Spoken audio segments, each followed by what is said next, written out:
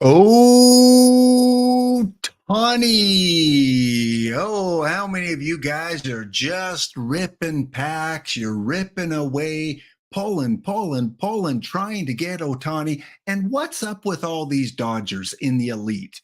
Are the Dodgers really deserving of all these elite cards? Have we even had a Blue Jay elite yet? Don't answer that question. Do not answer that question. I'm sure they're saving all the Blue Jay elites until the last set because, cards usually get better as time goes on. Dodgers. Well, okay, Freeman and then the Dodger today. I guess we're done with the Dodgers if we're only going to get two of each team, at least two of each team. Maybe just get those Dodgers out of the way. Kind of have 2.5 Dodgers with Otani. Well, he kind of plays both positions, so kind of like 3 Dodgers. So EVC is just smiling with glee at all the good elite Dodgers coming out. And by the way, if you are an OOTP veteran, you'll remember it was 1 year ago, almost to the day, that EVC opened up like 6 historical perfects on his stream. Yeah, 6 of them. I don't know if it's ever been done before. Like, I think he opened like maybe 200 packs and he got like six historical perfects. So EVC is a good pack opener around Christmas time. And he's often in San Diego. So I felt like if I can't have that weather, I got to at least try and dress that way. So welcome all in, guys. Laptop Pound here, ready to bring you the post-game show, the post-TWIP show. Thank you, Dish and OOTP Developments, for raiding over. All the best to you, Dish, your family. All the best to OOTP Developments, everyone that works there laboriously putting this game we love together out each and every day. Thank you so much and have a wonderful holidays to the OOTP team and all the affiliates for Out of the Park Development and anyone that streams the game. All right, let's get on to it. We will have some packs to give away today. Of course, we've got our usual trivia that we do, and it's kind of trivia by the numbers today. So if you're good at math, or if you've worked out some math with OTP, you're probably going to do pretty good in trivia. I think Tessuigi, won last week, and I think he's reigning champ 2 weeks in a row. So we'll have to see if Tessuigi can three-peat, unlike the Toronto Blue Jays in the 90s, who weren't able to do it. So let's bring in the co-host for the TWIPT After Stream Report. Welcome back. I see he's got a new name today. Welcome in. Hello.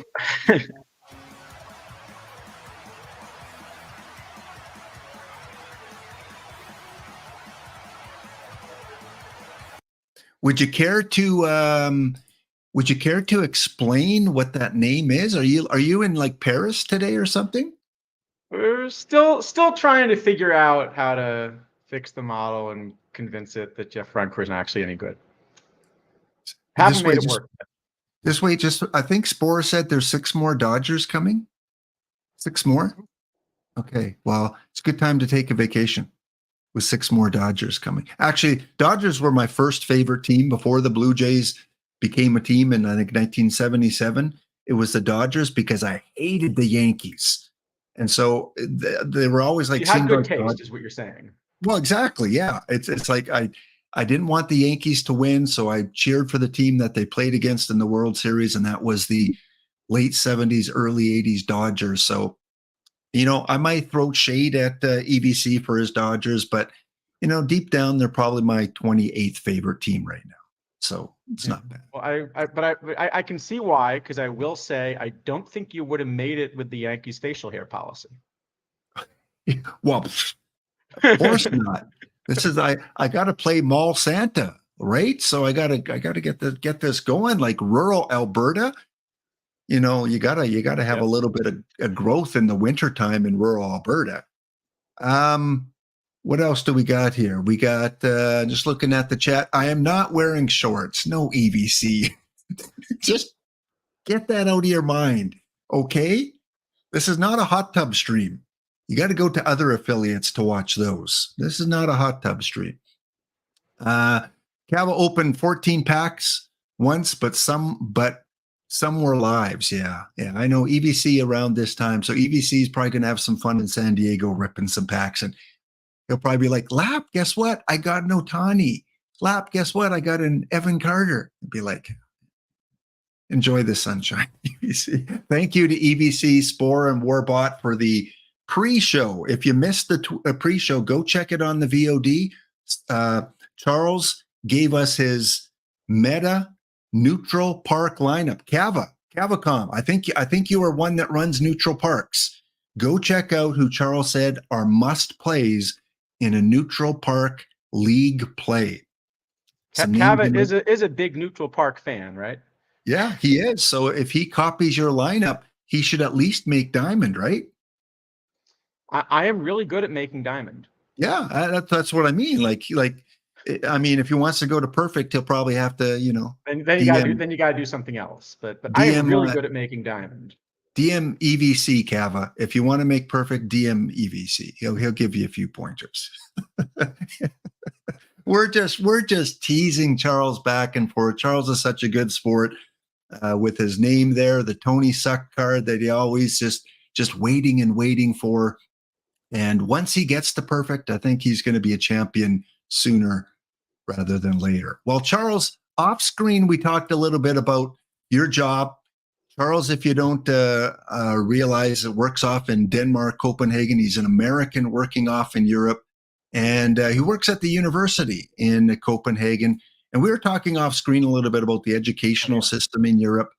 And apparently, Charles, university is free for people that want. Not only free, but the students even get a little stipend. So I think the stipend's not quite enough to live on. So often they end up taking a side job as well. But it means you don't come out of it in debt, So it's a really nice system. So so if you are a high school, I don't know if they call them high schools there, but high school student graduating, you can enter any program you want. You told me there's no prerequisites in terms of percentages coming out of high school. Really minimal, yeah. Basically, if you graduate high school, you can kind of decide what you want to do at a university, and you can kind of try it. So that means we get some people that come into our physics department that didn't have great grades in high school, but still kind of think that this is what they want to do and try it. And some of them do really well, and then others discover that there's a reason they didn't get good grades and sort of switch and do something else.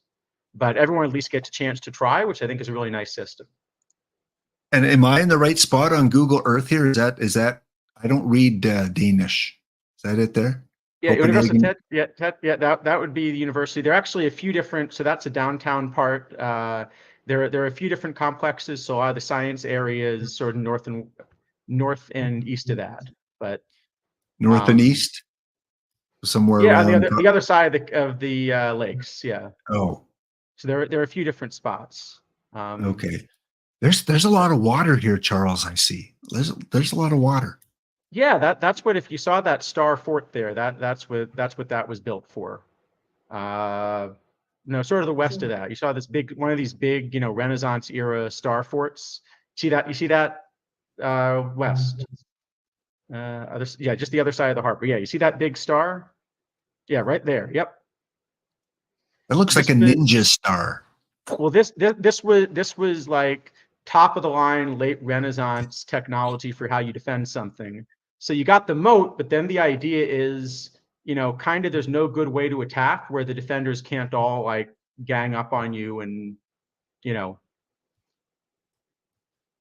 So Charles, be honest, like no one's watching, no one's gonna say this. Do professors, after a hard day's work of putting notes up on the screen, do they go for drinks afterwards? Do you go and check out, some of the local establishments? Afterward? I mean, yes. Let's just go with yes. Well, not during work, of course, but yeah, after work. Okay, so you go and you hang out at certain places. And do you ever? I should ask chat this. Knowing Charles, do you think he's an easy marker, or a tough marker? Like when he grades papers, do you see him as a real easy, like, you know what, just you did well, or gold star? Or do you think he's a really tough marker that just says, you do better. You do better, Johnny. What do you think, Chad? Easy marker or tough marker? We Because got to get Charles this told about Lap also, right? Because Lap also has done his fair bit of grading, I would think. that I've done my fair bit of grading, and I'll start with me. I started off my career as a very tough grader. Like I just like every spelling mistake, it's like circled in red. I know you hate those teachers, right? Where your whole paper is covered in red and you just feel deflated and your self-esteem is out the window and you don't want to try anymore. I get it. But as my career went on, you know, I started to become easier marker, and still graded fairly, but more so advice. You know, you did this wrong. Here's what you need to do to improve it. And I think most young teachers make a lot of mistakes early. They think they can, you know, change everyone and fix everyone and make everyone scientists and mathematicians. But I think you have to lead them on a path that they're going to be successful in, with a lot of positive encouragement, a lot of motivation. So that's what I tried to work on later on in my career. So tell us what kind of marker you are. No, I think I'm probably pretty easy on the grading. What I usually do is I make the assignments and tests really difficult, but then grade very generously. So I kind of want to put them through their paces a bit, but then as long as they put an effort in, I want to make sure they do well and keep going. All right. Okay. All right. Well, again, we got lots to cover. We don't want to have a, you know, a Warbot stream here. So we're going to get right to the bounty, because there are people that are just itching to take us out as always. And let me find one here. There we go. We're going to enter that one. And here are the rules. Don't draft yet, folks. Do not draft yet. You can enter. It's on the screen down below there. ID 112 rocking chair 16 teams. This imperfect draft, this deal or no deal, is called Angels in the Outfield, because you don't get to draft any outfield. You don't get to draft any starting pitchers.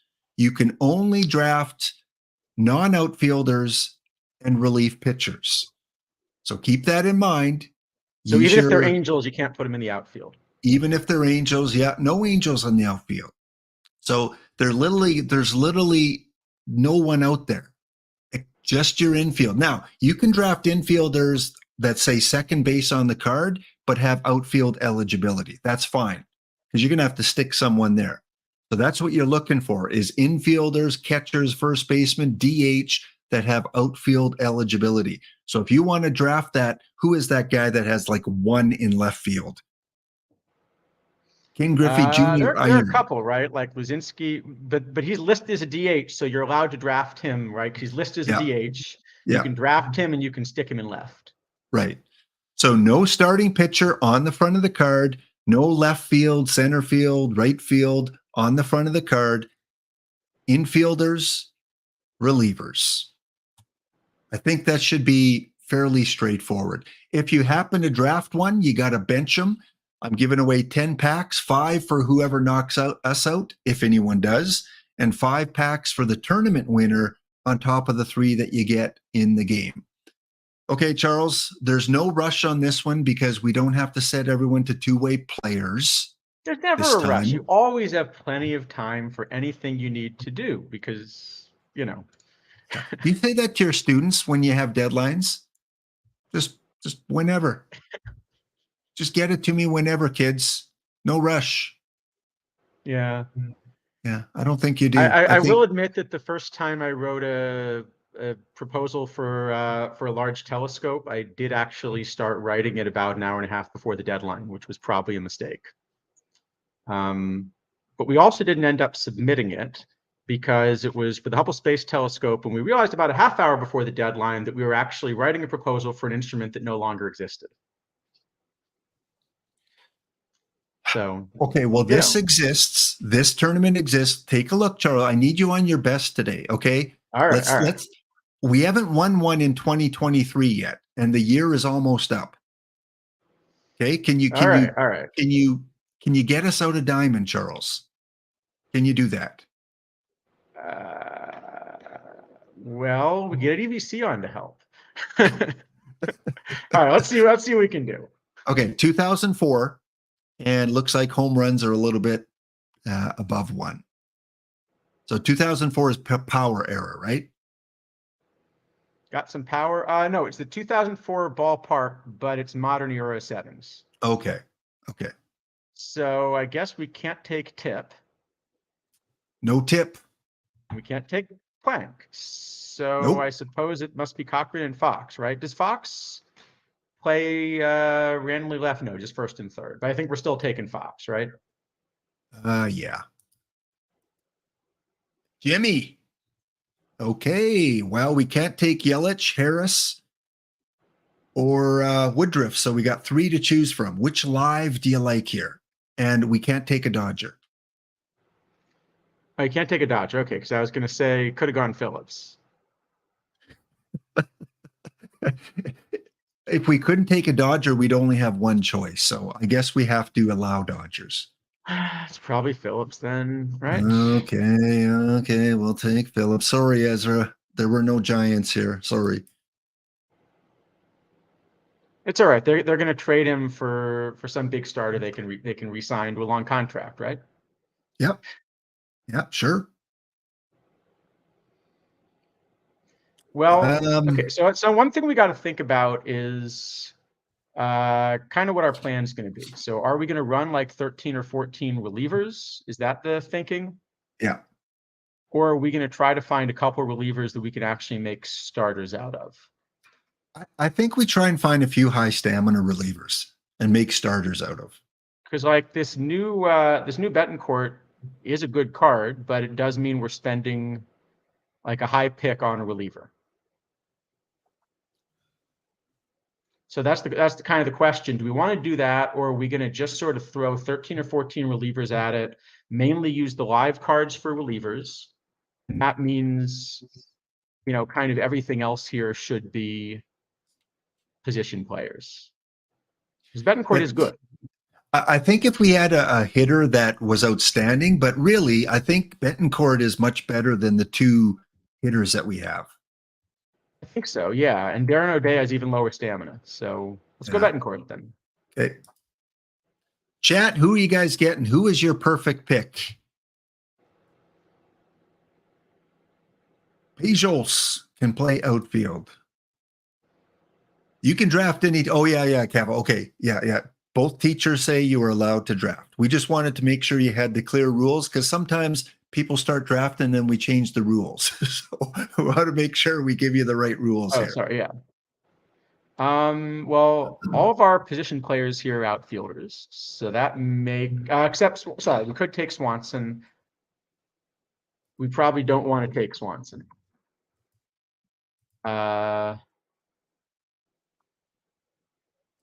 Although Swanson is eligible, I noticed that Swanson is eligible at all 3 outfield positions.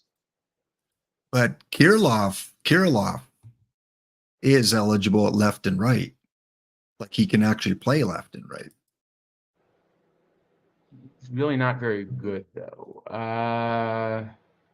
Diaz? I'm thinking we just take our favorite 2 relievers then. Yeah, we got a lot of outfield and starting pitcher choices here. So our 2 favorite. Okay. We got to ask chat. Does Jock actually count as an outfielder? Let's see if he has a rating above 10. He does. Yeah. Sorry. Well, barely.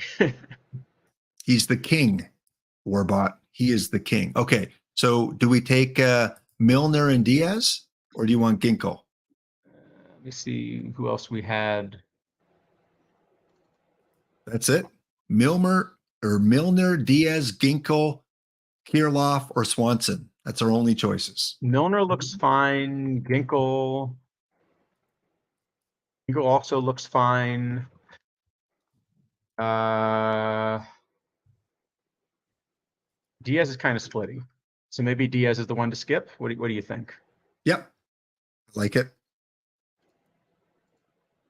Okay, Hannes So plays a lot of Hannes plays all positions. 3 outfield positions, so that's Yeah. easy. Furcal's just really good. Yeah. Cabrera's also really good, but thinking Furcal's maybe just so good, we should just grab Furcal for our shortstop. Done. Let's see. Brazier has a pretty good shape. Remember, chat, no starting pitchers and no one with an outfield position on the front of their card. Everyone else is eligible. Do any of these others like happen to play? Isn't this supposed to be a really good card? Isn't this like meta? Different Suarez, I'm afraid. Oh, no way.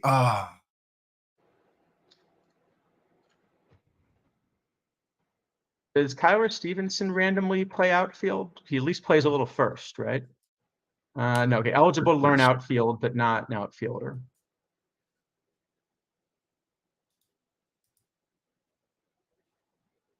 Do you like any of the relievers at all? I'm just looking them over. It's a good format because you get some tough decisions out of this. Yeah. Trevor Richards has 23 stamina, but and 3 pitches, but is awful.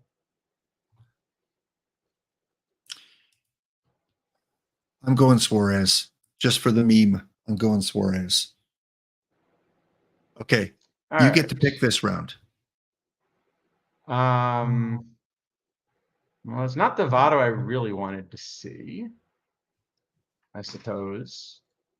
Well, Candy Jim is going to play a bunch of positions, including technically left and right. So that probably is solid.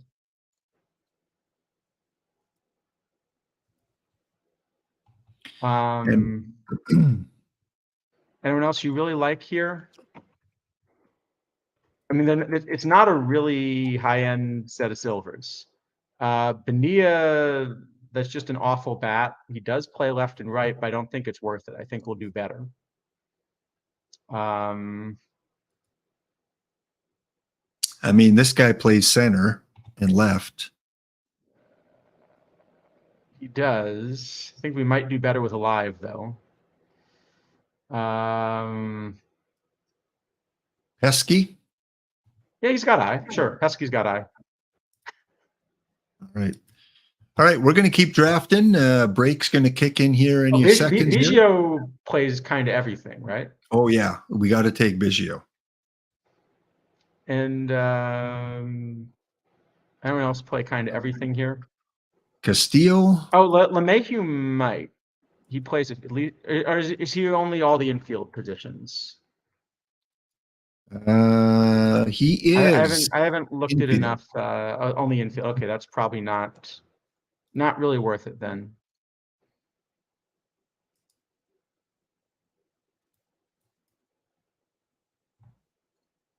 Not a lot of good choices here.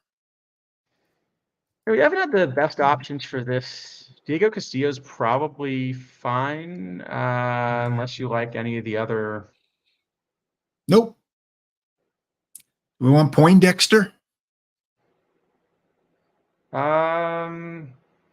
Dick Lines is good. Well, definitely Spoonie Barger. Definitely Spoonie Barger. Oh yeah, we can take him.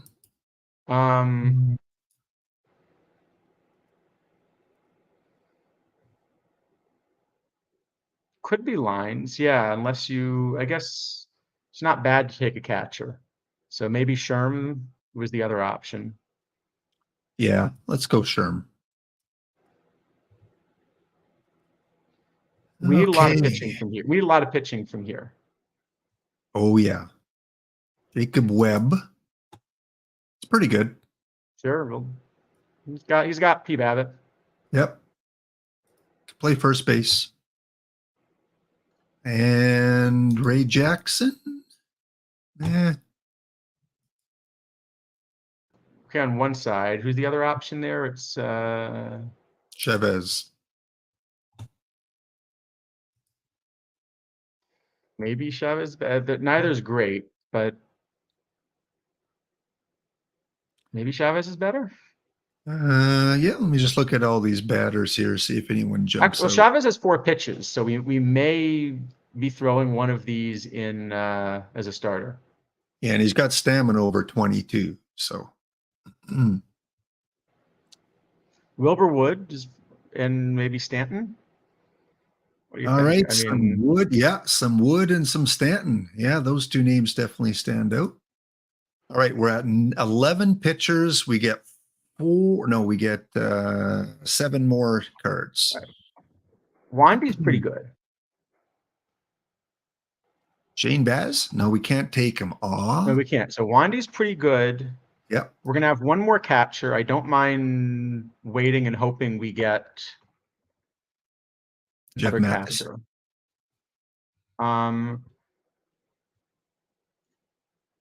Abrams plays center, just not very well.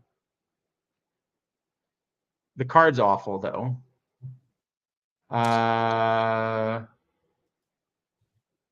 Does Guillorme play? What positions did they give Guillorme? Second, third, short, but he's qualified to learn all 3 outfield positions. What's Guillorme's outfield range? Does it show on the 45? It's still probably Guillorme, right? Yep. All right, we need a catcher, some infielders, and maybe no one's ever gone wrong drafting him that optimistically. Well, we got to look at our pitcher options because we probably need at least 2, and we only have 2 choices. So do we take them both? That depends what the rest of the depth chart looks like. Because right now we're also short on position players a bit. So we might try to go with 13. Depends what you think of the rest. Okay, we got Lecoq, first, left, and right. I think the fact he plays left and right means we got to go with Lecoq, right?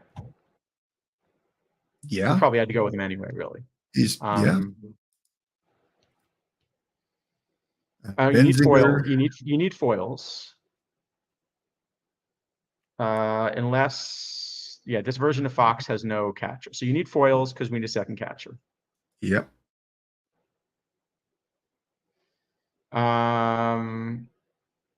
So it's either Valbuena, Comer, Benzinger again plays both outfield, but he's just got an awful Comer. Valbuena, you might have found a card with 100i that I don't want to play. Whoa, what kind of matrix are we in here? We might have to take him anyway. We might have to take him anyway for the positional eligibility, though. Yeah. Because Benzinger, he's bad. Okay, can you go look at our depth chart real quick? So go to our lineup, just go to lineup. Let's auto set it. I just want to see. Go to the depth chart. I just want to see if it actually is backing everything up right now. So it's not really backing everything up because you see our 3 outfield backups are our 3 starters. That's not good, is it, Charles? Well, it doesn't really help, But if there's a whole shell game thing going, but if you were quicker, we could set some pitchers to 2-way, Charles. Come on, speed it up. I guess. All right. I guess sure. Let's take the 2 relievers, and we'll just because Benzinger doesn't play. All right, let's try it again.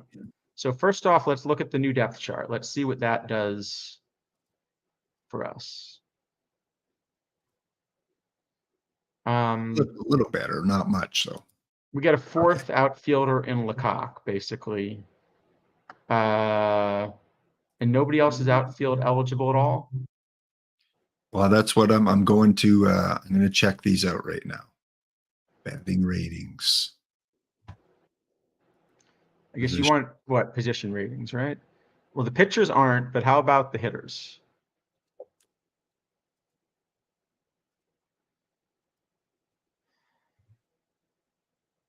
Looks like we have just the 4. Just those, yeah.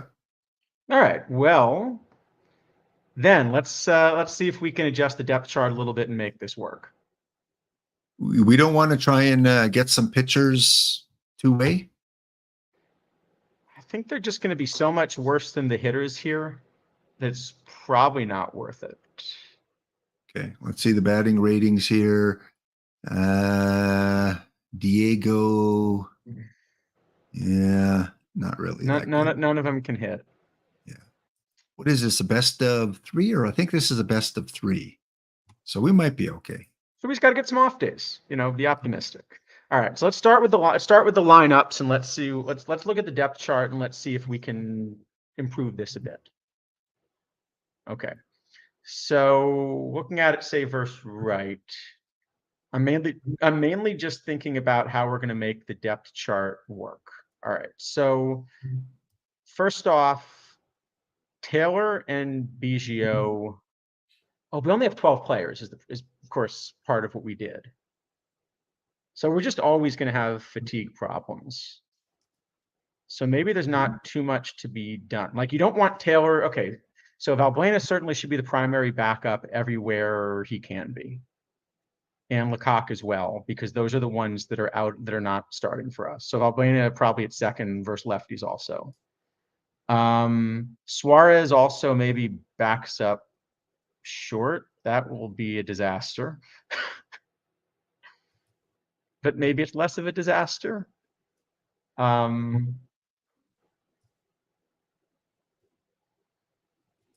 Okay, I think that's the best we can do here.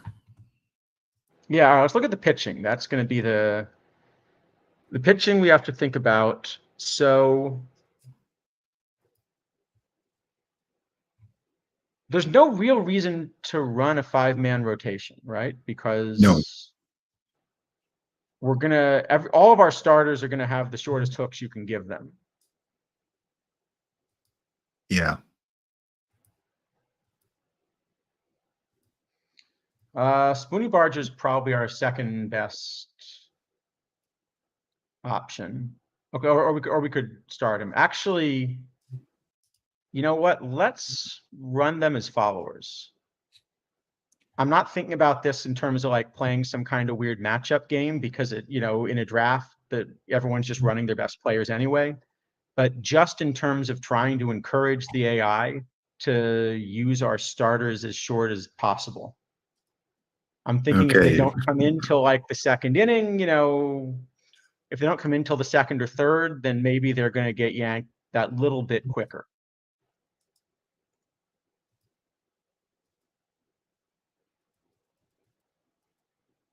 Right? Yep.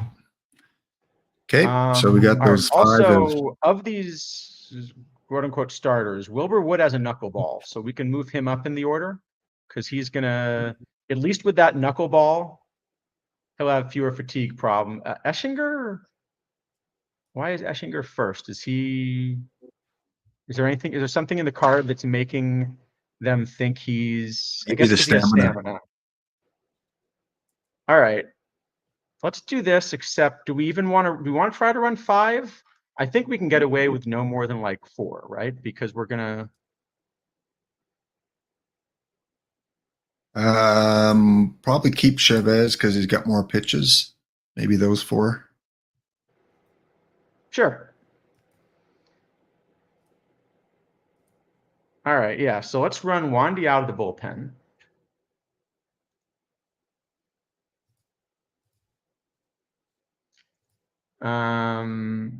Oh yeah, make sure you hit submit again in case we just keep hitting submit so that we don't lose too much of this. Yeah. All right, then let's go to the rotation. Let's set all the rotation guys with the shortest hooks we can come up with.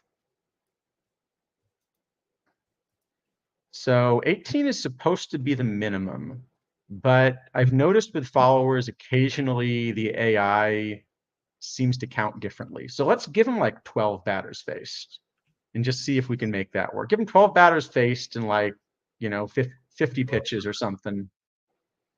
And let's just see if we can somehow get them out of the game while they're a little bit fresher. Yeah.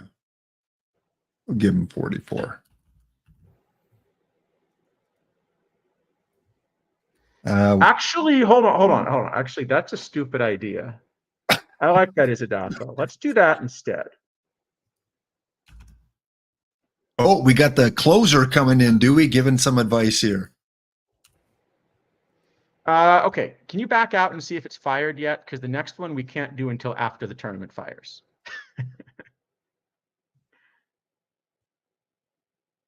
No, it's almost fired. Okay, so once it fires, you can go ahead and look at the rosters.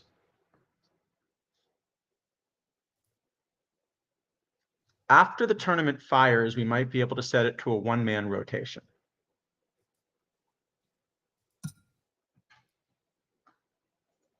You're just crazy today. Crazy Right, because ideas. rotation size, I think it's not going to let you be under 4 now, right? Okay, who's going to be our one guy so we can do it quick when it happens? Oh, the one guy is going to be nobody, because you can put a one-man rotation in, but you can always leave the last slot empty. Oh, so are we taking follower off all these guys now? Let's leave it to make sure for the moment. Okay, but if you go to rotation size, will it let you set under 4-man now? It won't till it fires, Nope. right? Yeah. No, not yet. Okay, so just in case, if we do it this way, if we go starter follower, we'll actually, we don't even just give it everyone as an option for opener. I mean, we're not playing matchup games here because we're not going to get an advantage out of it. We're just gonna. I just am trying to get the relievers out of the game before they die. So set everyone secondary opener. Boom, boom. Oh, yeah, or actually maybe set only the ones you think are best. Because the one thing about an opener is that the opener always comes in the game. So maybe, yeah, Betancourt's maybe I'd say, yeah, Betancourt is the one that you're thinking about as your closer. So maybe he's not an opener, but everybody else, anyone except for like your end of the game high leverage guys who is good, I think you can set as an opener, because the idea is it's at least going to choose one of those players to bring in at the start. Okay, try that. Oops. All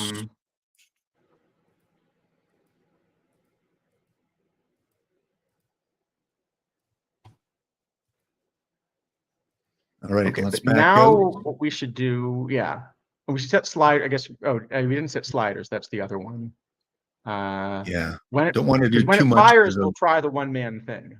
Yeah. Okay, we'll quickly go set sliders here, and then we'll let it. Yeah, so I think it's mostly our normal sliders, right? It's mostly our normal sliders. But let's make 2 changes here once we get them. First is we want to hook our starting pitchers super quick as you can now, right? The second is fatigue's going to always build up immediately. So let's set the batting bench when fatigued to 99 and just do everything we can to kind of convince our AI manager that it should be resting players.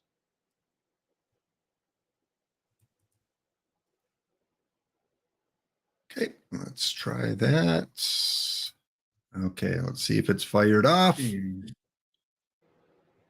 All right, it's fired off. So now we can go in and we might have to reset those sliders. Yeah. Yeah. When it lets us back in. All right, well, while we're waiting, because it usually takes a minute or two, while we're waiting to do that, let's go and take a quick peek at a couple of the gold cards that came out today. So let's go there and here. Again, they didn't show all the cards on the screen. I thought you were going to want to talk about the best card that came out today, the bronze. We can do the gold first. We'll do the gold first. Yeah, we'll do the gold. We'll do the gold. Okay, first card that Dish introduced was Jake Berger. Jake Berger from the Chicago White Sox. Again, you have to pick at least a couple guys. Low I. I'll do this one for you, Charles. I'll do this. Let me impersonate Charles. Oh boy. You know how I like big bats. Mm-hmm, yeah. So I do like the big bat. However, this is no Jeff Francoeur. He does not have all the other abilities to be meta in my gold lineup. Low gold, he's still not good enough. So I'm going to pass on this one, Lap. How'd I do? Great.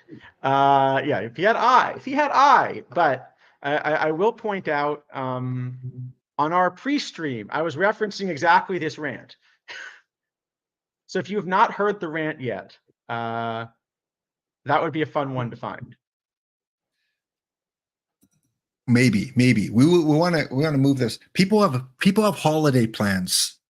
All right, maybe someone can put a copy to that rant in the yeah. All right, Willie Castro. We'll do Willie, and then we'll go on to look at our bounty. All right, Willie Castro.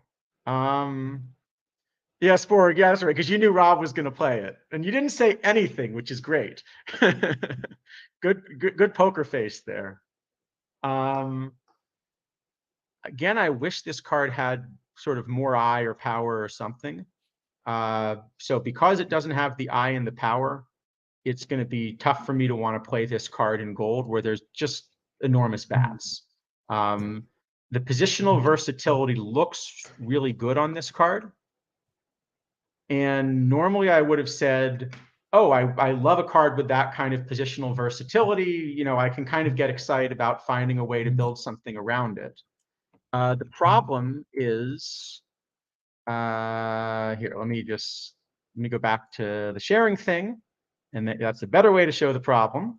The problem is that there are already a couple of cards in the gold meta, which also play, you know, second, third, short, left, right, center, but have much bigger bats. So, for example, if you could only run one of, you know, that Castro or this Harry Ford, I don't think you need a very complicated model to just kind of look at this and say you're getting a lot more out of Harry Ford. Yeah, Harry Ford's a really good card. He's going to be good for a while, I think. Yeah. Okay. Before we sim our first game here, we better go back in and make these changes before the first one fires off. I like the way RDT said it in chat. Basically, flexibility bad if card is bad everywhere. No, but that is the point, right? I mean, flexibility is really good for roster building. So if we were doing the draft we just did, for example, where we're trying to manage a 12-player roster, you really want flexible cards. But I think even if you were building a 12-player gold bench, I think because Ford and Phillips exist and because cards like Goose Curry play a lot of places and things like that, yeah, I think probably you still don't quite have Castro on the roster. Our opening day lineups for the Bounty Tournament, we have the Sandy Sharks going up against the Bruins. We have the Woolsock TTC, that's Tesuiji, going up against Monterdon's Eevees Baseball.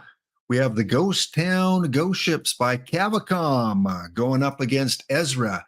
Cava, Ezra. Matchup of the day. We've got the Willie Stargell Stars by R. Mady going up against Sporer.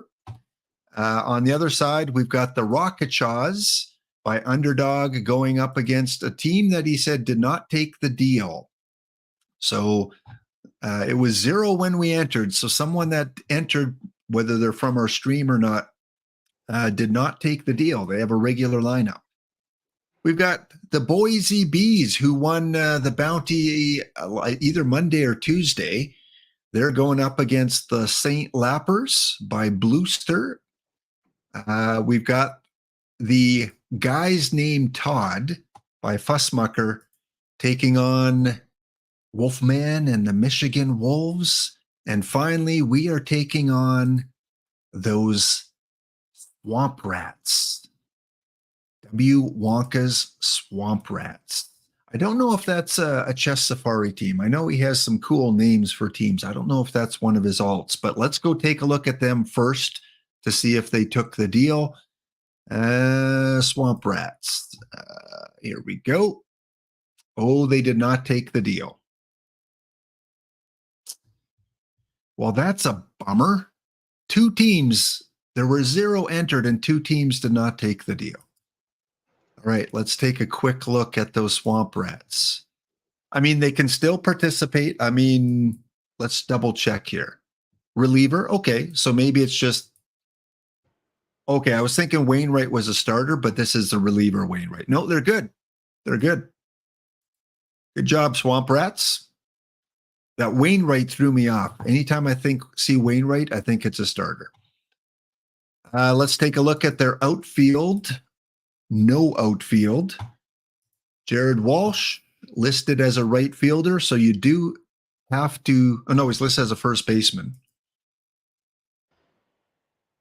Rendon listed as third base and listed as a third base. Okay, we have a legit competitor here.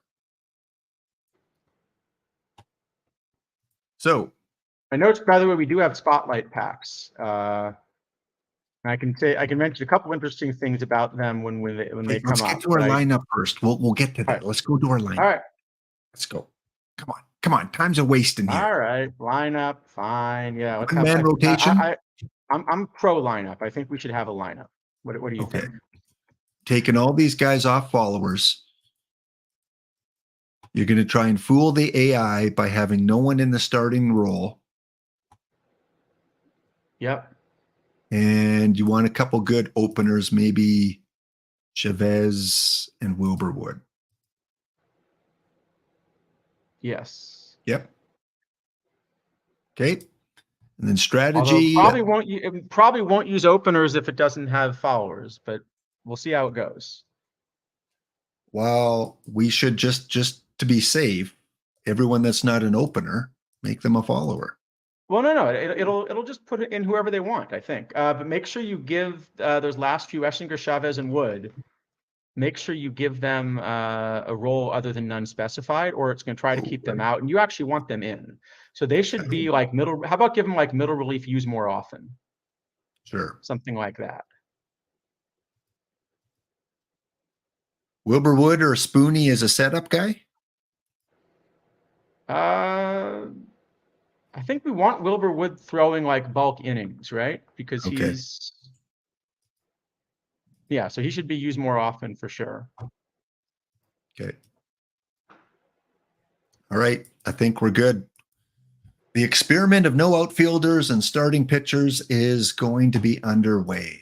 Good luck to everyone in the bounty. If you defeat us, 5 packs. If you made the deal, and if you win the tournament and you took the deal, 5 extra packs too. So hopefully the team or two that did not take the deal, we knock them out. Let's do it. Okay. Spotlight packs. I was just starting to look at. You got By the way, please, if we could make one change to spotlight packs. I know the other changes I suggested aren't going to get made, but could we please learn to use data frames? You've lost It makes the parsing so much easier for the, when we post the list of what's in a spotlight pack. All right, Spotlight 33, 1 gold plus from NEL 4, Baseball Reference 4, Parts 3 and 4, or today's set PT Elite. Price is $45K, guaranteed at least a gold. And 1, 2, 3, 4, 5, 6, 7, 8. I'm still doing all the work to reparse because they're not using data frames correctly, and so they have a character limit. Oh, and have to repost it at the end of the line. Frames. It's names on cards. Don't worry about data frames. Just worry about, is this a good deal? No, never. But to tell you how bad of a deal it is, I have to be able to get all the lists of names. All right. If anyone's bought a Spotlight pack, Charles has said that usually people buy Spotlight packs within the first couple hours that they come out. If you bought a Spotlight pack and made a hit, let us know. Have you hit someone good? The good and an A-Rod are definitely nice cards if you hit one. See, Snail Man's got the right mojo here. He's saying, I like this way, Charles. Because it's much easier to just get the card title is simpler. Yeah, but you know what they say about regex?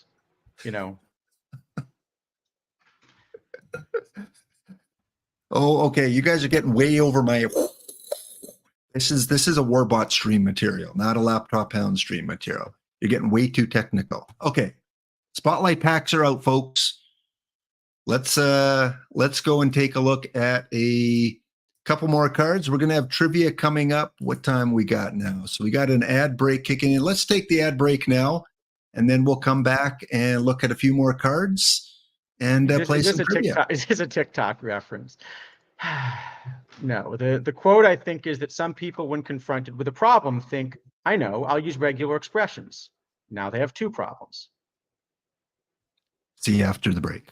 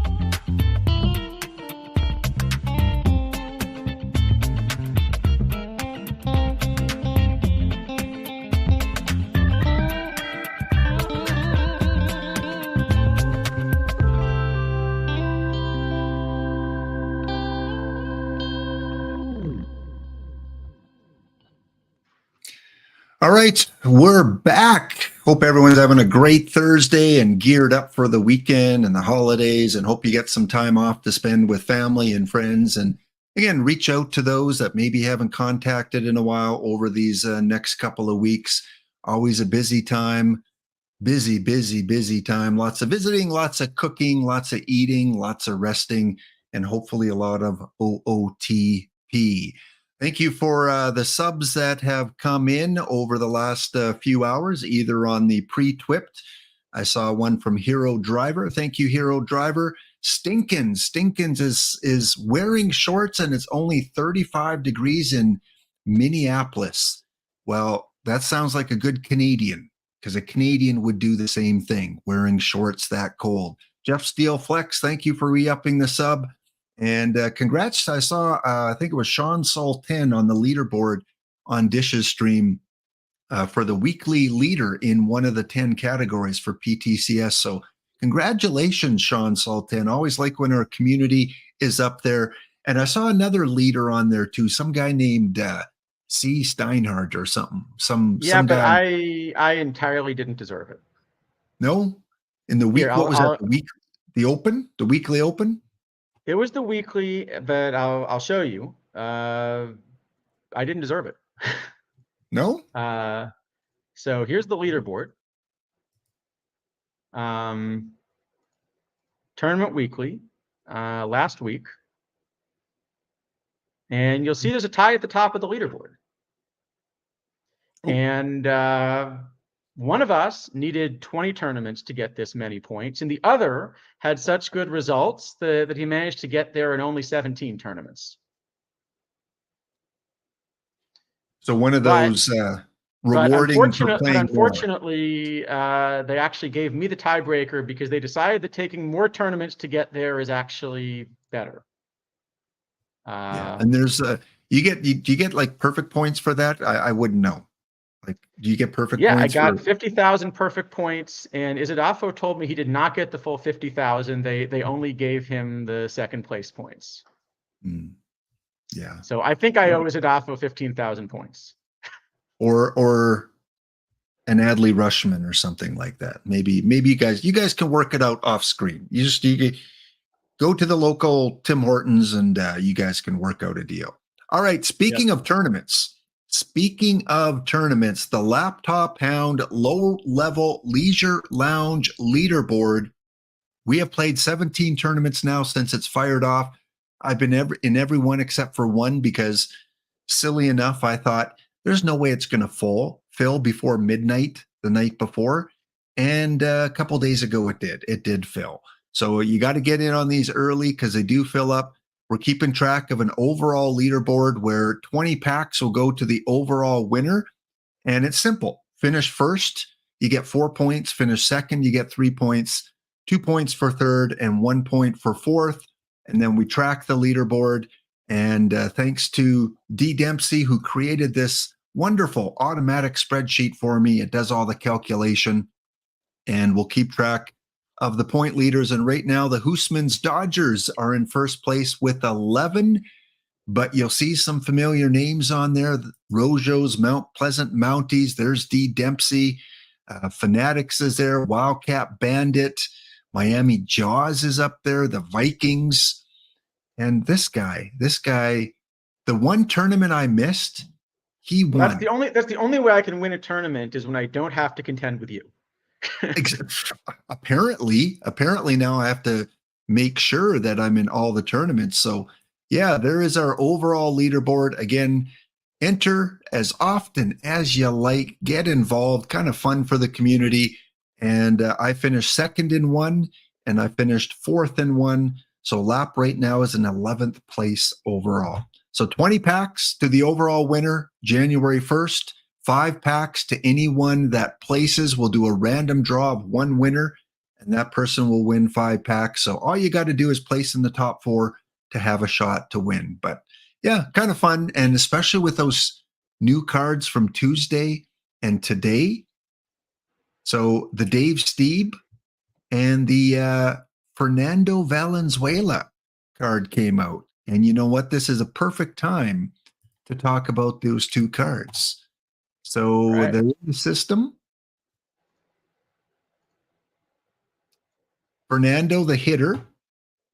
But of course, we know Fernando more for his hitting or for his pitching ability. So Fernando, the pitcher, low iron, lefty. Got to have some value in low iron as a lefty. I think it's tough because there's also Klobodans, who just is a low iron lefty that mashes the ball. So I think it's going to be tough to find a place for this bat, even as a two-way card. And I think if you just look at him as a pitcher, he's probably just a little bit behind the top low irons. So that's not the one I was as excited about. But there is that other guy. Are you? Did you say you're excited about a certain? Well, there is this other card that celebrates a season in which he just didn't give up a lot of hits, and this card doesn't give up a lot of hits. So I think this is the one that will find its way onto rosters a little bit more. It took 4 tries, but mind you, the first Dave Steeb that came out was playable upon release for a while. Once you finish the Toronto mission. So And then the other two, you know, I love the card art on the Perfect on the 100. What a great, great legend card that was. So you're saying right now, if you were playing Bronze Open, this guy might be in your top 5, I've or got just on the fringe? him. I've got him either 5th or 6th among starters, but I'm still willing to play Cliff Lee, and I think most managers out there have decided they're not. So if you're not willing to play Cliff Lee, I think this would definitely be in your top 5. I'm not sure whether I'll start him or put him in the bullpen, but it'll be on the roster somewhere. You know, the 66 stamina is also maybe a problem. It depends who else you're running. You know, if you're running a bunch of other high stamina cards, you can get away with it. That's part of why I'm running Cliff Lee, is the 92 stamina. If you're running a lot of cards like Giolito at 63 stamina and Castillo at 69 stamina, you know, you might prefer a card like Sonny Gray to this, just because you're going to get another inning or so out of him. Right. So you Well, have what some real about, choices, but I think this is one that's on the roster somewhere. hey, what about like in that lap daily, which is 1969?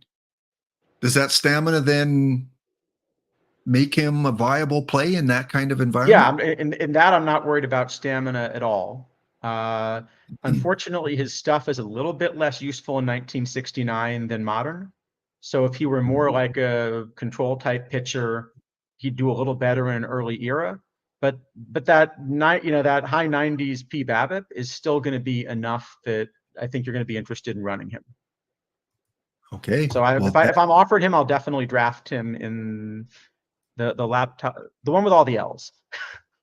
the one that you won a couple days ago, that one. That's the one. Okay. Let's take a look at the first game of the bounty, just kind of see what kind of trajectory we're on, and not a very good one. Hockomock crushed us 11-5. Best of 3. Did they take the deal? I think so. I think we looked at their team and they took the deal. Yeah, they've got all relievers. Nice. Oh, they went with a one-man rotation.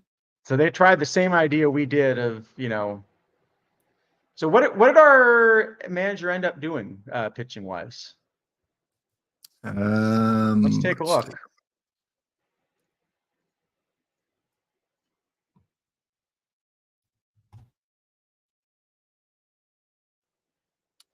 Wilbur Wood did not have a good outing. You know, sometimes the knuckleball flutters and sometimes the knuckleball just doesn't. Yeah, Wood and Chavez giving up 7 runs. Of course, you can't blame this guy because none of the runs were earned. So we must have had some. I wonder if we had some that errors, is horrible bullpen usage. errors in the outfield, I wonder.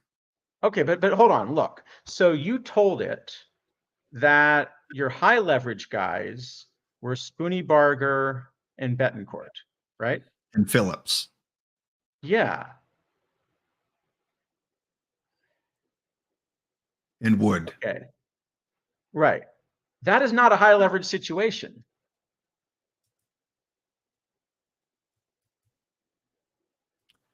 Well, yeah, it was 4-1 when those guys started to come in. No, but when Spoonie Barger came in, it was what, 11-1? Yeah. I think down 11-1, you maybe use the low leverage guys. Yeah. You know what? I'm just going to go and put high leverage. High leverage.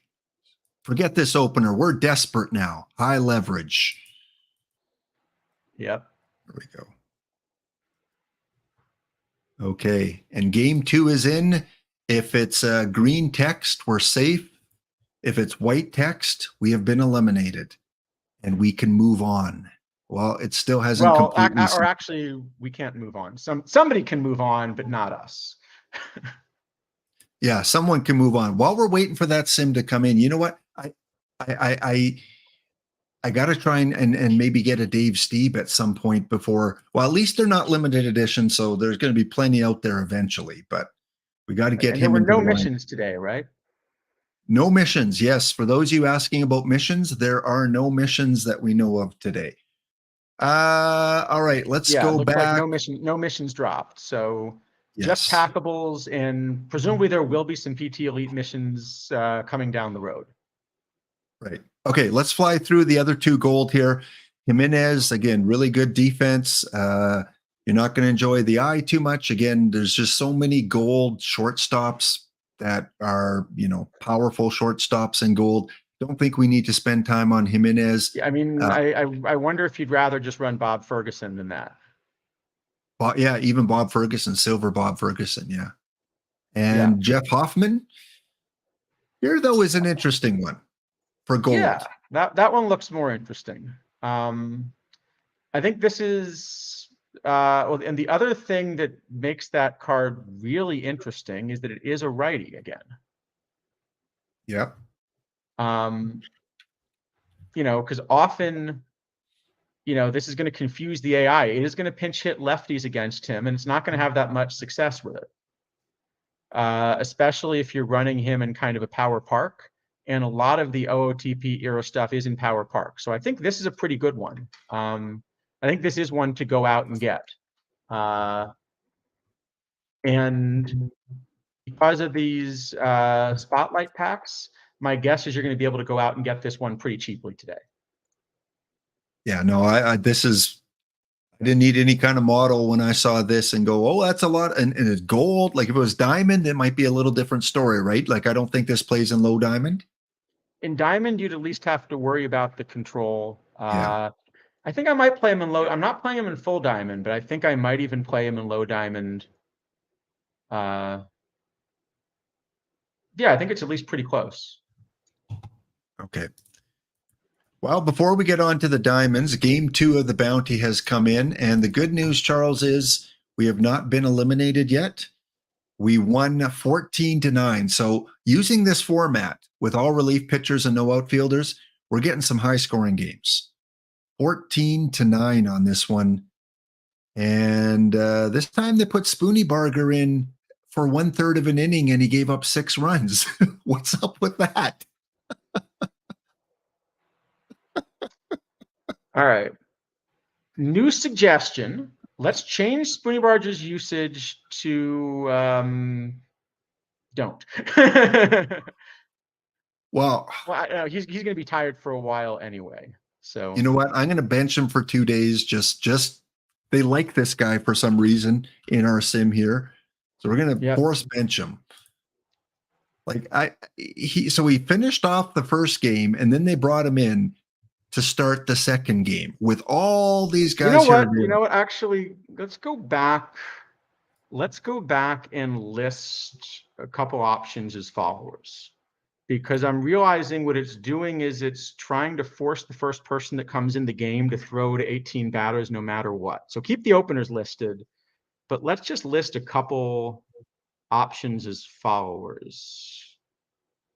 Maybe given who's tired, I guess it's got to be what? Castillo is Stanton, maybe? Yeah, let's let Stanton be a follower. And probably you can let Spoonie Barger and Wilbur Wood be followers too. They're just going to be resting for a little bit. Yeah. Yeah, and maybe Chavez, if we do it that way, because the whole thing we're trying to do is we're trying to figure out how to get it to keep fresh arms in the game as much as possible, because we don't have anyone on our roster that can really throw 5 or 6 innings. Yeah. Well, it's not working so far. Not quite. But we did win. We scored more than the other team, which is what counts here. So let's go and take a look at that box score again. Where do we get our runs from here? Let's see. Error-wise. So Stinkins is asking, could you do a forced batters faced cap? The problem is the way the game engine is set up, it will ignore the batters faced cap until some trigger, which is, I think, supposed to be a minimum of 18 batters faced and 40 pitches thrown. Although there seem to be weird situations in which it will ignore that cap and sometimes be a little bit shorter. It'll also pull a pitcher earlier if they're ineffective, like Spoonie Barger was here.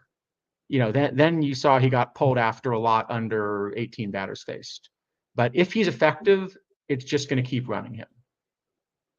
Well, you know who was effective? This guy here, Kevin Ginkel, our Yes. hero. 3 innings, no hits, 3 walks. We'll take it. As bad as Spoonie Barger was, look at their Yep. starter. Well, he did throw 106 pitches the day before they tried to come back and start him again. What is this, dead ball? No. Yeah, Does that say a game score of -4? That does say a game score of -4. And what was ours? Because ours was pretty bad too. Is it possible that both starting pitchers had negative game scores in this? Because I've never seen that. game score of 8. 8. Well, 8 is bigger than -4. It is. Ginkel, what did Ginkel get? No, they only give a game score for only the for starter. starters. Only for the starters. Well, I wonder if that's because our opposition has only one starter. So is that automatically because it says strict order? So they're always going to start I think them? it's one starter strict order. And so that's why they ran into trouble. So that's why we tried the 0 starter rotation. Yeah. All right. Well, it's going to be an interesting, if they start this guy again, we should have the game in hand. But I don't know if they're going to. Not after this outing. 8 earned runs, 3 home runs. Let's take a look at some of the stats here. I feel like his agent might step in if we try to start him a 3rd time in a row. He's not going to get a big contract, I don't think either. Let's see. What's interesting for stats that we want to look at? Anything with this kind of format that Rodon, he's doing pretty good. 10 hits, 1 earned run. The Ghost Ships. Oh, Sporer lost out in 2 games to the Stars and the Cockneys. And the Cockneys, I think you said, Underdog, that the Cockneys had a full team. They had regular players, I think you said. Yeah, it looks like it. Well, clearly that's a losing strategy. Or maybe not. Oh, no. They took the deal. I thought you said they didn't, but maybe you got mixed up with the SP in front of it like it shows sometimes. So congratulations to the 4 teams, the Wolves, the Rocketchaws, the Stars, and the Ghost Ships for advancing. And we will find out in less than a minute if we go on. So yeah, let's check out some of the other box scores there, because ours were pretty wild. Let's not hide the scores. Let's go there. Spore said to check out his. So 7-6, losing game 1, some big innings there.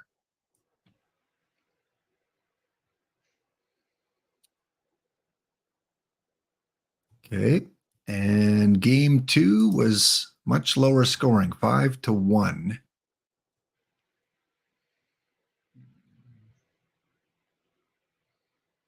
And there are your pictures. Oh, Henke's a really good draft pick here because he's got a lot of stamina too for a reliever. Yeah. So the good news, Sporer, is in 18 innings, you only gave up runs in 3 of those 18 innings. But unfortunately, 1 was 6 runs and 1 was 5 runs. So what you're saying is if Sporer was playing banana ball, he would have advanced. Yep. Or if we could just eliminate an inning, Dave Stieb would be a Hall of Famer. If we could just take out a pitcher's worst inning in every game, he would be a Hall of Famer. All right. Well, I think it looks like we lost out. I thought you were going to tell me he should be a Hall of Famer anyway, though. Well, I won't go that far. He was a great pitcher. I don't think he's Hall of Fame, though. I will admit that. I think we've been eliminated, so let's go back in and check it out. Where is it here? The rocking chair. 112. Oh, no. Still simulating. Okay, let's go back to a few more cards. Let's get on to the diamond. After our next break, we're going to get on to the trivia. So the break is actually coming up in less than a minute's time. So let's take that now. As soon as we get back, it's trivia time. Can Tetsuiji three-peat, or will we have a new winner this week? We'll find out in 2 minutes' time.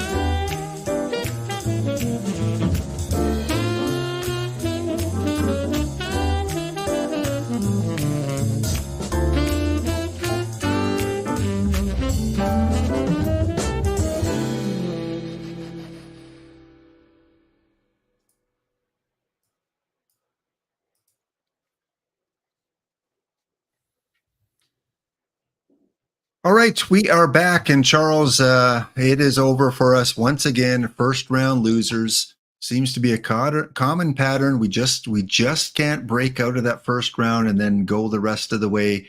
Congratulations to W Wonkas. W Wonkas, you win the bounty part of the 10-pack giveaway, so you get 5 packs for knocking us out. It was a very close game. We ended up losing game 3, 8-7. So 8-7. Again, Wood, who they brought in, he was tired, I think, already. He was tired and they brought him in anyway. All right. Should have forced benched him. Yeah, all our tired guys, we should have forced benched. Because, yeah, he gave up 5 runs. And, yeah, they did not have their same starter. They had someone different. So live and learn, I guess. Interesting format, and interesting how the AI robbed us by mismanaging our pitching. But I think it was confused. So congratulations to the round 2 Sharks, Woolsock, Go Ships, Stars, Rocketchaws, Lappers, Rats, and Wolves. Winner of the tournament. If you took the deal, you get a 5 extra packs sent to that account name underneath the manager. So we'll check in at the end of the stream to see if it's done. But for now, we are out. Well, So we'll stay tuned for next week's bounty draft, where the rules are going to be everyone but us can only draft iron players. we'll still lose, Charles. The AI will say, "Oh yeah, we're gonna teach you to try and cheat the system." Okay, let's have some fun. Let's get to some trivia because you have created another fun trivia set for us. So those of you that have not played trivia before, you need to go to you explain it while I get it set up. It's real easy. We ask questions, you answer them, you try to get them right. But there's penalties and bonuses. So don't get them wrong. Answer fast or slow. But do make sure on the right side of the screen, you mouse over where it says Quiz Kit, click on that, go to Manage Access, and give it permission to see your username so we know who you are and we can give you packs when you win. Okay, are we going worst and best? Or are we just going best? Are we going top two? I think top two is more fun. I think it's more fun when people are trying to get them right. Okay, top two today again? Okay. So top two will get awarded 5 packs each.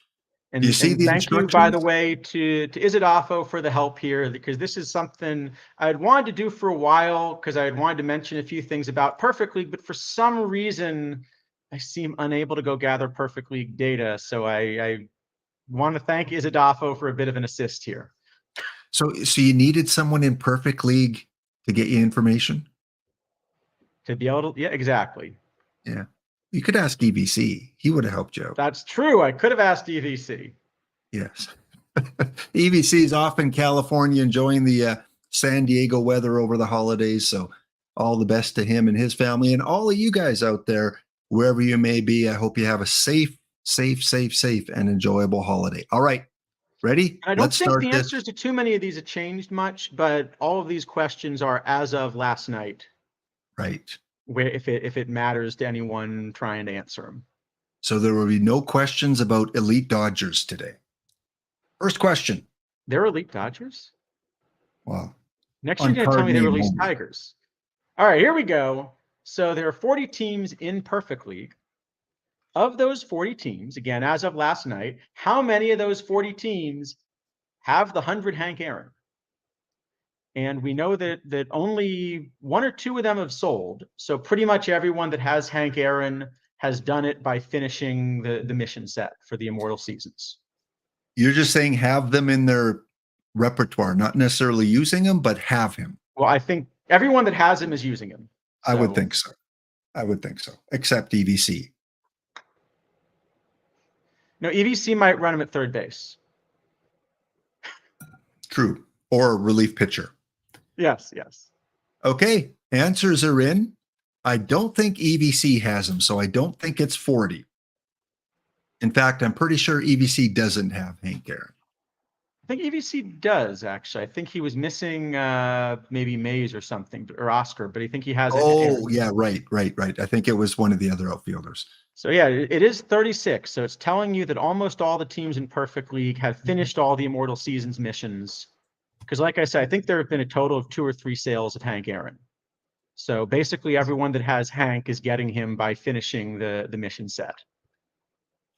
Okay, a lot of people rung in early correctly. Again, we are not doing the bottom team this time. Only the top 2 are going to receive some packs. So try your darndest to get into the top 2. Leo Fussmucker and GT Sundown, quickest to ring in. Question 2. All right, and of those 4 teams, so we'll see how important Hank Aaron is. How many wins on average were the 4 teams without Aaron on pace for this season? On average, those 4 teams. Yep. What are they projected to win? Half would be. That's as of 80? Last night, so about halfway through the season. So 81 would be the halfway mark. Yep. None of these are above 81. No, but you know, the teams that are missing cards are going to be a little bit behind, right? Right. Mr. Audit says he has Hank and thinks he's on pace for 65. Oh, okay. Well, coincidentally,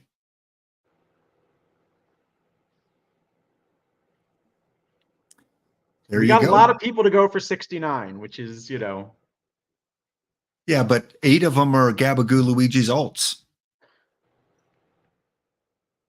Just pumping up the scores. Inflating the stats. Gabagoo Luigi, our winner today, of Guess the Early Bird cards. So Gabagoo, I think you have, don't you have like two accounts? Gabagoo, if you're listening, whisper me the account that you want those 5 packs to go to from today's win. I think the account he wants to go to is Rob Deere in the Headlights. Speaking of which, he is the highest to ring in on this one. So he doesn't need Gabagoo's help. He can win this on his own. Question 3. All right, here we go. What card appears on the most Perfect League rosters? So there is a card that appeared, I believe, on 39 of the 40 rosters. So more than Hank Aaron. Wow. 39 out of 40 teams have which of these 4 cards? Great question. So and are running it as well. They have it and they're running it. Although I think for all 4 of these cards, you're probably running it. Yeah. Is Adolfo helped you out with this one? A little bit. Yeah. Although I am also running this card on my roster. So there are some copies in Diamond, permanently in Diamond, forever stuck in Diamond. What do you think most people are going to vote for here? I don't know. I'm going to guess the PT Elite because that seems like the easiest one to finish. So I'm guessing the PT Elite is the one most people have. I don't know if you've seen the answers to these. If not, you can always guess too. Well, just like our bounty tournament, you were last. Yep. Was Kershaw? I was second. It was second place. First loser. Yeah, it was Kershaw. Yep. Spore quickest to ring in, Rojo Vancouver, and Garnick WIS. And after the first 3 questions, Sporer is in the lead. Is Sporer in perfect? How does he have access to all this information? I don't know. Question 4. All right. So next question is sort of what does it cost to really compete at sort of the top end of Perfect League? So we just went and added it up. What is approximately the market value of Izadafo's Perfect League roster if you were to just kind of buy all those cards? So 26 cards at last 10 sales. What would it be for Izadafo's Perfect League roster? And Izadafo, as of right now, are you in the playoff position? Just to give us an idea of the value versus your place in the standings. Are you kind of in the playoffs right now? Still a couple days to go. I'm pretty sure he is. He was comfortably there as of last night, at least. You need a few big PP packages, I think, to get these cards. Oh, is he down to -8 Pythagorean? Wow. Oh, -8. Well, that was what happened to me the last season I was up in Perfect League. I was about -8, and I got 85 wins and finished 1 game short of staying up. And then, you know, I haven't been up since. So hopefully Izadafo has a little better luck down the stretch than I did.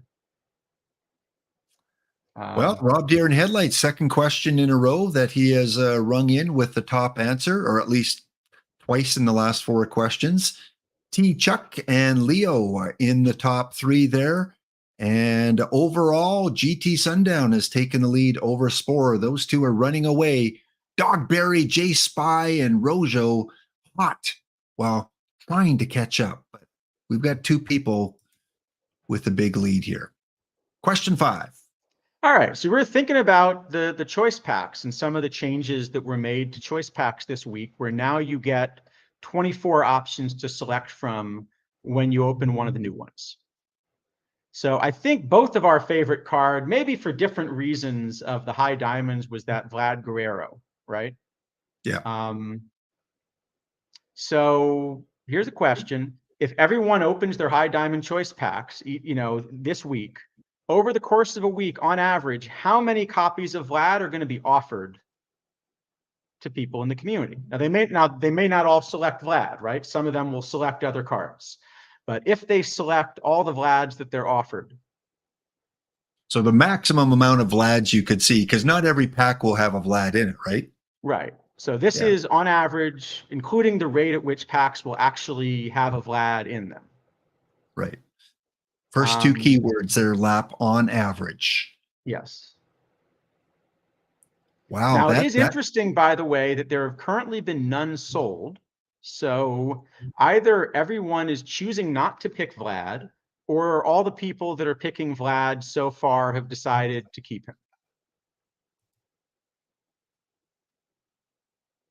If everyone did pick him, though, there'd be a lot in the market every week. There would be a lot in the market every week, unless the card is so good that everyone that picks him is deciding to just keep him and run him, and no one's willing to sell him. True. But that's right. Vlad should be in almost 40% of choice packs at this point, right? You're getting 25 out of, I think, 59 or something high diamonds, 24 out of 59. And there are 450, something like 450 choice packs a week at the high diamond level that are now being given out. Maybe 450 choice packs, high diamond? Yes. I guess, with all the bronze and iron now having them, I guess. Yeah, no, that's why these choice packs are flooding the market pretty quickly, is because we're now, like I said, if there's a card you really want, like Vlad, you're getting 204 Vlads a week. So pretty quickly, the price on that's going to drop. Or everyone's preferring somebody else to Vlad. But speaking of those 99 Vlad Guerreros that we love, for comparison, if you wanted to just rip standard packs until you got 204 copies of the 99 packable Vlad Guerrero, how many of those would it take? Okay, so you want the home run derby champion, Vlad Guerrero, 99. Yep. And I want to get my 200, I want to get the same 204 copies that we're getting out of choice packs. How many standard packs do I have to open to get 204 copies of the packable Vlad? Told you we're doing this math is as of today. Wednesday night, because now there are a few extra historical diamonds that that weren't there when we did the calculation. Right. But we put them far enough apart that shouldn't be confusing.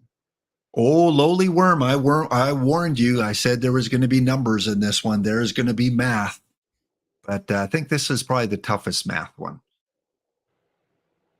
Even if it was the lowest number, how many of these are you going to have to open to get 204 Vlads? Even the lowest number is like, you should have put something in there like 5,000 or something, just something. Yeah. Well, if you get 204 copies of Vlad and 5,000 packs, then that's a really good drop rate. Yeah. No, we did pretty well. We actually got this right as a group. Yeah, you would. So there are as many Vlads in choice packs each week as there would be packable Vlads in about 8 million standard packs. Whew. That's more than a lot of Vlads, and yet no one's willing to sell me one. So what I'm really saying is, somebody please sell me Vlad. Vlad and Arietta. Yeah, those are Charles on his wish list. That's really what I'm saying. And you know what? When they do the Christmas Yule log, one of the cool things they showed on Thanksgiving is how many of each card have been pulled. So as they're going across your screen, you see a number in the bottom corner of how many are active or have been pulled. So if you type in Vlad Guerrero Jr., you'll get an idea of how many up till now have been pulled. Right. Yeah. But that's not how many were offered, because I think part of the reason that there aren't any on the market yet must be that a lot of people are picking something other than Vlad out of their high diamond choice packs. Yeah. Do you think those numbers include quick cells? The Yule log ones, you mean? Yeah. I think it says just number created. Oh, created. Okay. So I think that must include everything. All right. Okay, give us our next math question. All right. One last math question for you, which is, for comparison, if we take the 77 Tyler Wells, how many of those can come out in a week if everyone who's offered a Tyler Wells picks a Tyler Wells? Okay. So Vlad was how many again? About 200, 204. 200. Okay. Well, so yeah. I was reading chat.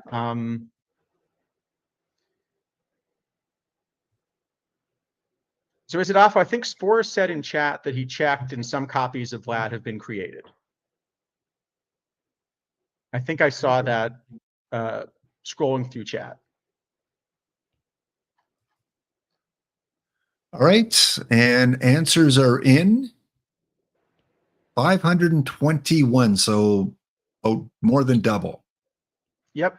So that means if there is a silver you really want, there are going to be a lot of copies in the market pretty quickly. But don't. So one way to think about it is, for a lot of the limited editions, what we've discovered is 100 is not quite enough that everyone who feels they want one can get one, but 200 probably would be. So 100 is just enough that there's some scarcity. So that's because every tournament 4 people get a silver choice pack, but only 2 get a high diamond, right? Yep. Oh no, only 1 gets a high diamond. 1 gets a high diamond, but then it works a little differently in a couple of the other things, and also there are more silver options than, yeah. Oh, okay. All right. Wait, let's show the scores here. Sure, yeah. And I promise we're done the math for now, but we are going to keep asking you questions about like the card pool and how and OOTP. So it's how much you pay attention to OOTP, which is hopefully a good fit for an OOTP group. All right, one more question, then we're on a break. All right. So a few cards did get removed from tournament choice packs. Which of these 4 cards can you still get in a tournament choice pack? All right, Frankie Frisch, Craig Nettles, or Harry Einstat. Of course, 2 different Frankie Frisch in choice packs.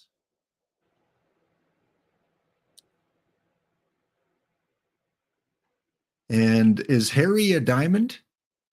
Or was it Harry's a low diamond, yeah. Low diamond, okay. Harry is a low diamond, where in PT23 he would have been excellent, but he has very, very low P-BABIP. So in PT24, I think very few people were motivated to take him.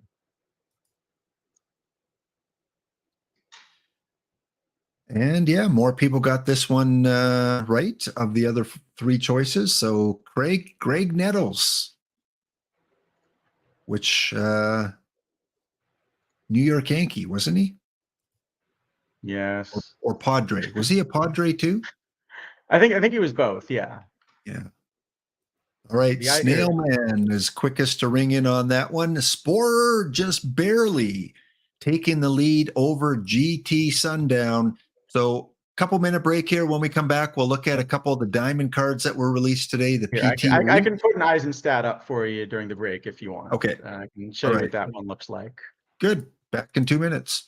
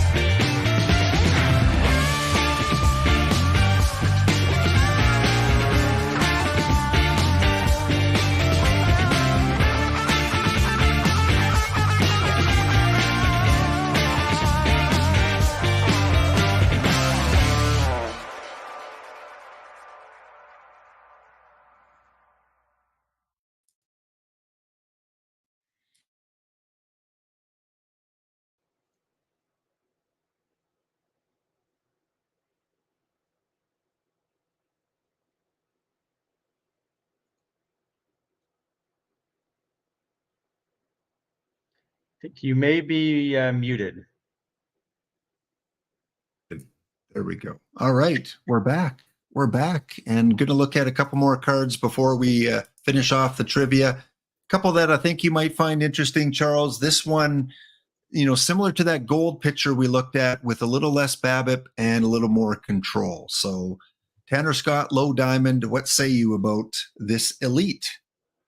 Yeah, so this is the splits are kind of funny on this card because he's got the better pitcher BABIP one way, but the better control the other way. And I guess what I really want pitchers to do is keep runners off base however they do it. And so that means the splits on this card probably aren't as big as, you know, as they might have looked. You know, you're just kind of trading sort of singles for walks. So yeah, I think this is a card I am interested in getting. I actually have this a fair bit better than the Joe Thatcher that everybody's been running in low diamond. So I think this might just be the best new low diamond reliever. I don't know if you're going to run him in some of the diamond caps because you are paying 4 points for the upgrade. But I think in an open low diamond, I'd really like to run him. Cool. And the quiz is not over, Cavacom, yet. We still have 8 more questions to go, but we're going to look at a couple cards before we go back to the quiz. So still a chance to get in on that. Spore and GT Sundown top fact, 2 right now. Tanner, yeah, I think Tanner's actually the one of these PT Elite cards I've already bought. So I can say really good things about him now. I'm telling you, on the breaks, Charles makes the best use of his 2 minutes. Okay, I think you're going to like Alonso simply because you like the bat, you like the eye, but it's a high diamond and it's a first baseman, which we have plenty of. Yeah, I mean, look, I do like big bats, and you know, the eye is really good. I think the thing is just that we have so many incredibly big bats in you know, in full diamond right now that I think as a 95 it's going to be hard to make this work. In fact, even as a 93, here I can give you for comparison. We had this Willie McCovey come out last week. So at least versus Wright, for example, I think you're just getting a ton more from McCovey, right? Yeah. So I think the answer is just that at this stage in the cycle, although that is a really big bat, that's maybe just not quite a big enough bat. Okay. Or if you're a Mets fan, it's a big enough bat for you. The one bright spot on the Mets this year was Mr. Pete Alonso. Catcher, I think. Because you know we cannot lie about big bats. Oh, you're a Shrek fan, aren't you? Next, our first I was going catcher. for Mix-a-Lot, but you know. Much better than Jeff Mathis. I think you didn't switch over to the. Oh, back over to mine. Yes, there we go. Texas Ranger hero driver D. Dempsey's catcher. Yeah, so I think the crazy thing about this card for me is the defense rating that we got on him. I'm trying to figure out actually what does Fangraphs have for him in terms of framing or something. I haven't really looked. Let me see if I can find that. Because as a catcher that really can play defense, this is just a much better bat than the other good defense catchers that we've had. So like I think I probably in modern am going to play this over the PTCS Joe Torre, for example. You can play both because it's kind of splitty. So you'd rather play this one versus lefties if you had the choice. But if I had to only play one, this is just such a good glove the way it profiles that I think I'm just playing him over Torre. Let me see if I can find some kind of framing stats here because I hadn't really looked at all. Spore posted second to Contreras. Okay, yeah. Because this kind of like this profiles is just an absolutely top tier elite defensive catcher. And so that plus a real bat, I think just makes it an excellent card. At a minimum, I've been running Grandal on a lot of things, and if it's open, this certainly replaces Grandal. Okay. Even One more, with and all then we'll that get high, and yeah. one more. We'll get back to trivia here. Another starter, another lefty. Stamina maybe a little bit low. I was gonna say, I see as Adolfo says he still has Tori ahead. The reason that I have Haim ahead is actually because of this card. Because I think Scooble's going to end up in everyone's rotations, and that's adding another lefty. And the difference between Tori and Haim, I can put Tori up. The difference between Tori and Haim is that kind of Tori is going to be better versus righties, I think, and Haim probably a little better versus lefties. So the more you kind of shift to having lefties in the meta, the more I want Haim. The answer is run both, if you can get both. But I think Scooble is actually going to be a lefty that's in everybody's rotation. And so that's the reason that I start to want the verse left profile a little bit more than the verse right profile. Who's comparable to him right now in High Diamond? Scooble, let me see if there's a similar... it's not... I can't find a lefty with the same profile. Yeah, it's actually a little bit unique. I think the card that's closest, and the profile is not that close, but the one that's closest is this Corbin Burns. But even that's not really quite the same profile. Scooble has quite a bit more stuff and less home run prevention. Dr. D, don't distract Charles with supermodel talk, okay? He's got a job to do here. Keep him focused. Not talking about supermodels. Okay, yeah, sorry, I go was ahead. mentioning Andrew Abbott. I mean, I guess Abbott is the same sort of profile, but there's such a big gap between them. Like, Scooble's just much better than Abbott. I think he's closer to Burns in terms of what you get. The other thing is that Burns has actually been remarkably tough to run, because it seems like most of the tournaments where you're running a lot of diamonds are caps. Like, there are two weekly caps that kind of have a diamond ceiling, different levels and so forth. And Burns' 61 stamina has meant that even though he ends up kind of toward the top of the starters list, it's tough to run him in caps where there's a low floor. And I think Scooble at 77 stamina, I'm going to be able to run in something with a low floor. The only thing that's a little unfortunate with Scooble is it's 77 stamina, and it's kind of this big stuff. And, I guess for Diamond, this passes for low control profile, which means he probably is going to throw a lot of pitches per inning or something like that. One more diamond for you there, Charles, and then we'll finish off the trivia, and then we got the big perfects to talk about after that. Austin Riley. Now, third base, I don't know what it is for High Diamond, if there's a lack of, stud third baseman out there. I'm not sure with High Diamond, but again, Izadafo doesn't care much about the defense. He does have some glove, probably not as much as you would want. How about his bat?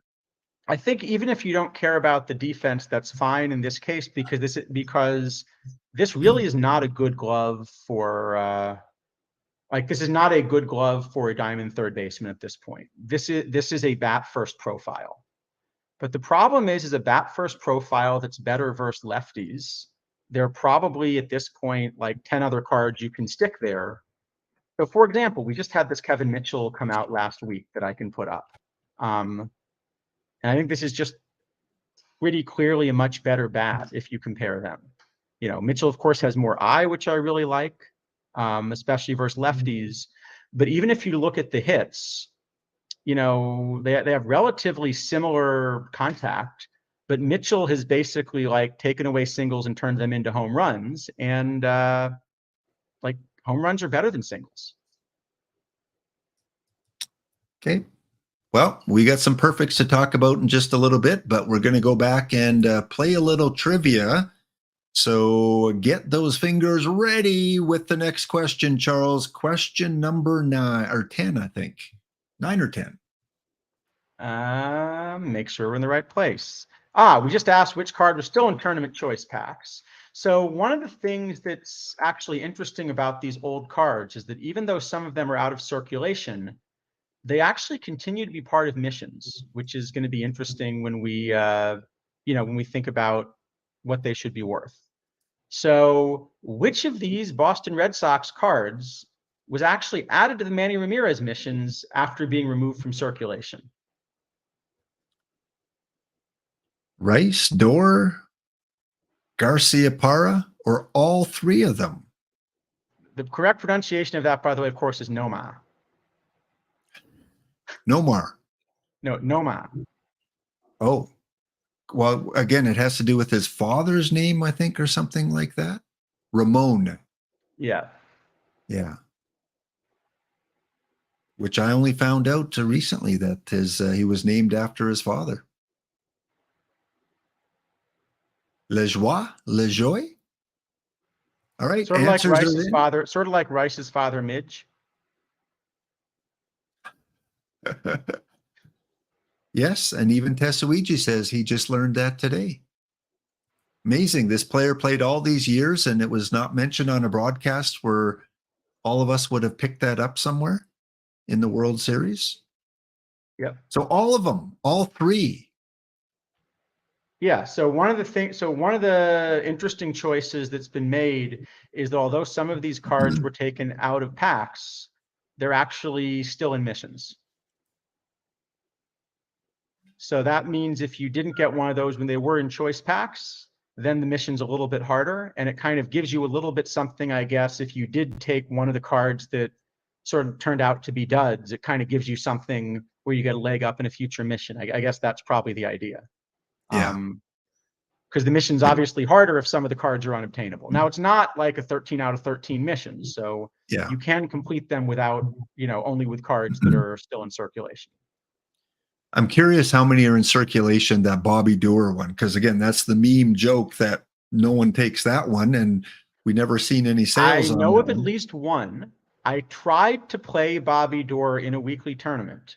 I put him in the lineup because we were down 3-0 and, we needed a spark, and I just figured I'd try it. And my manager just said, no, you can't possibly mean this. And he sat him anyway and put somebody else in at second base. Okay, next question. Let's finish the trivia here, Charles. All right. Well, I think this is just one. I think there's at least one person in the community that should know the answer. I see Tesuiji is mentioning the Bob Cajun Bobs. How many players in the current database have a first name of Bob? And I mean Bob here, not Bobby, not Robert, just Bob. First name of Bob. How many cards? We just had one come out Tuesday, which was Bob Horner. That was the most recent. All right, Tesuiji's been no put on Bobs, the and we got spot. no Bobs today, right? I don't think so, no. Okay, good. So this is still the answer as of right now.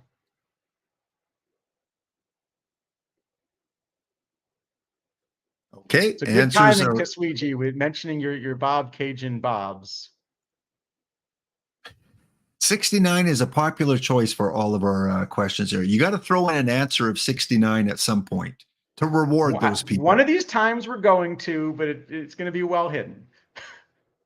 You got to make them keep thinking about it. Okay. Question and the is Bob Cajun Bobs got it wrong. Oh, 44 Bobs. All right. Well, here we're gonna give the Bob Cajun Bobs one more chance to redeem themselves. Of those 44 Bobs, how many of them are live cards? Is it 0, 6, 12, or 18? How many live Bobs are in the game? Or really in Major League Baseball? How many players in Major League Baseball go by Bob? This one amazed me because, again, it's just Bob, not Bobby, not Robert, just Bob on the card. Yep.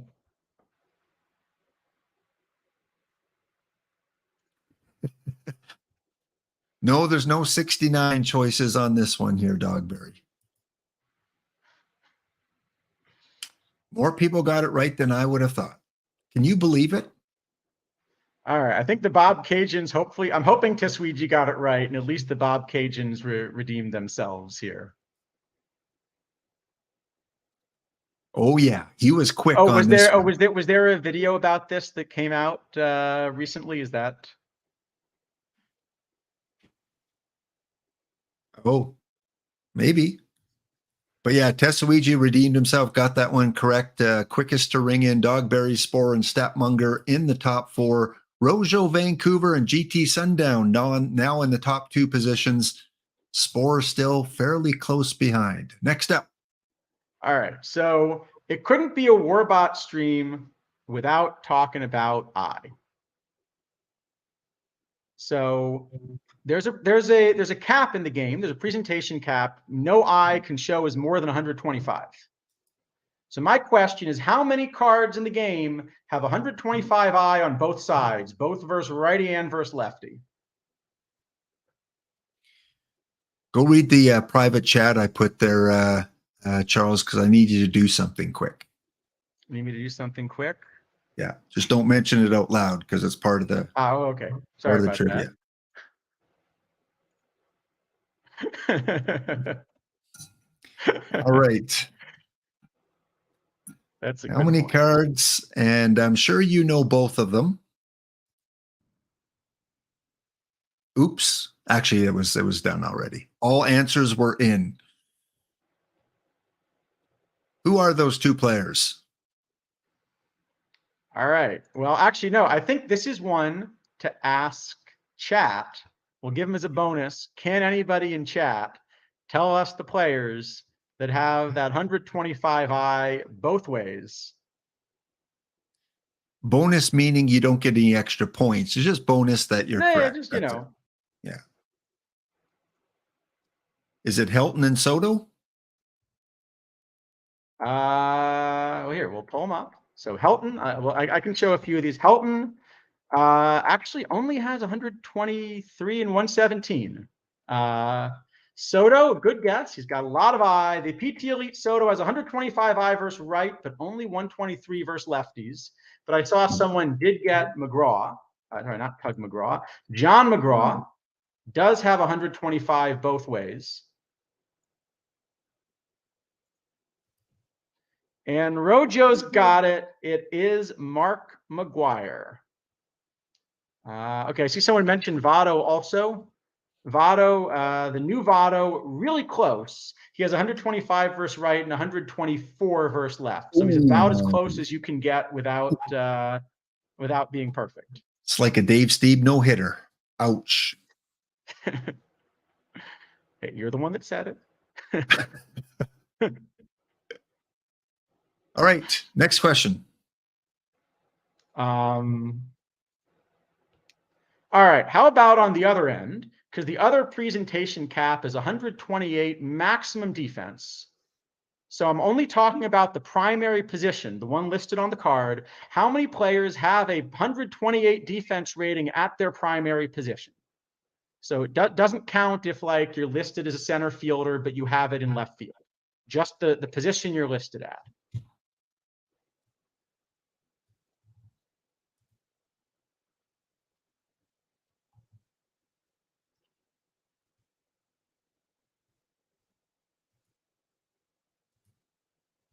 Here, I guess I think I can put up the answers for this, doing it this way, right? Now that we've got it in. Yep. So if anyone's curious who they are,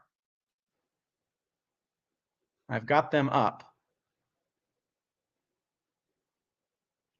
So a couple pictures in there, actually. We got a couple pictures in there. Cott and Musina. Bunch of left fielders. You know, it makes sense that it's easier to get it. You know, like in left field, it's a little bit easier to hit a 128. There is one center fielder, the Kiermaier, that came out recently. So, All right, 4 questions to go, Charles. Let's wrap this up. how about this one? How about what player has the lowest listed defense at their primary position? Again, at their primary position, right? Because some of these players you could move to a different position and they'd be a little bit better.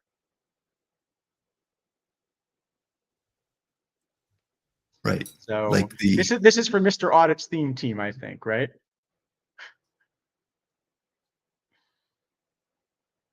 Yeah, for his no defense theme team. And I think all 4 of these are players that are listed out of position because their proper position is DH. Yeah. Yeah, that makes sense then. Well, that's right. A lot of the guys with 1 defense are listed at DH, so they wouldn't count. Hold on. That is the wrong answer showing. That should not. I hope I didn't. Yeah, I think I had a typo there because the correct answer, Gant, is not the right answer to that. Charles. Oh boy. What was Gant is the correct answer for historical card, but there is the live Casey Schmidt, who is listed as a shortstop and has a shortstop rating fully trained of 1. Wow. 1. Well, we can't do anything about the question now because there's no way to find out who answered it correctly and who answered it wrong. So it happens. We have to go with the incorrect guesses here. 3 people got it right. Unfortunately, for those 5 that got it right, again, nothing we can do there. I'm sorry about that. It's definitely my fault. I'm looking at what I sent you. It is definitely my mistake, the way I did this. Yeah, Mr. Dr. needs to interview Schmidt and show him the card. Yeah. We're giving Charles a 1 on that question there for defense. That one gets an F-, I think. All right. Well, again, didn't really change our top 2. Fortunately, it wasn't a really, really close top 5 race here. Our top 2 are pretty much entrenched as the top 2. So hopefully those of you that are in 3rd, 4th, or 5th didn't impact you too much. But again, mistakes are going to happen. I'm sorry about that. We usually try to check these. I can't even blame Izadafo on that one because he helped me with some of the questions, but that one is definitely my mistake. You were just missing some words. Historical player. That's all you're missing. Yeah, Gant is the lowest historical player. But Casey Schmidt is in fact lower, the live Casey. All right. Well, this one we definitely would have got right. And we had to ask a Dave Stieb question because I didn't know that we were going to have a new Dave Stieb, right? Would have, so now it's really thematic. So I know how much you like that perfect Dave Stieb card that came out. S+. S+. Artwork. S+ artwork, yep. So my question is, turns out Dave Stieb has actually played in Perfect League. Okay, so this is now the 2061 season. What is the most recent season that Dave Stieb got some Perfect League pitching time? Well, all of them are fairly recent, so that's good news that at least 1 team has played him recently. And I'm probably not going to be Izadafo, but I don't think it was Izadafo that played him, but yeah, it was 2061, 2060, 2059, or 2056.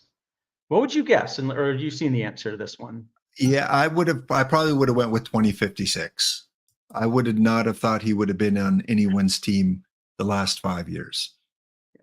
But he actually did get, it was only a few innings, but he had a few innings with an ERA of 3 last season for, I don't know, is it Adafo? Did you remember who, are you now giving him that? So as of last night, he had not pitched. And now is Adafo saying he's giving him innings this year after telling me to put the question up this way.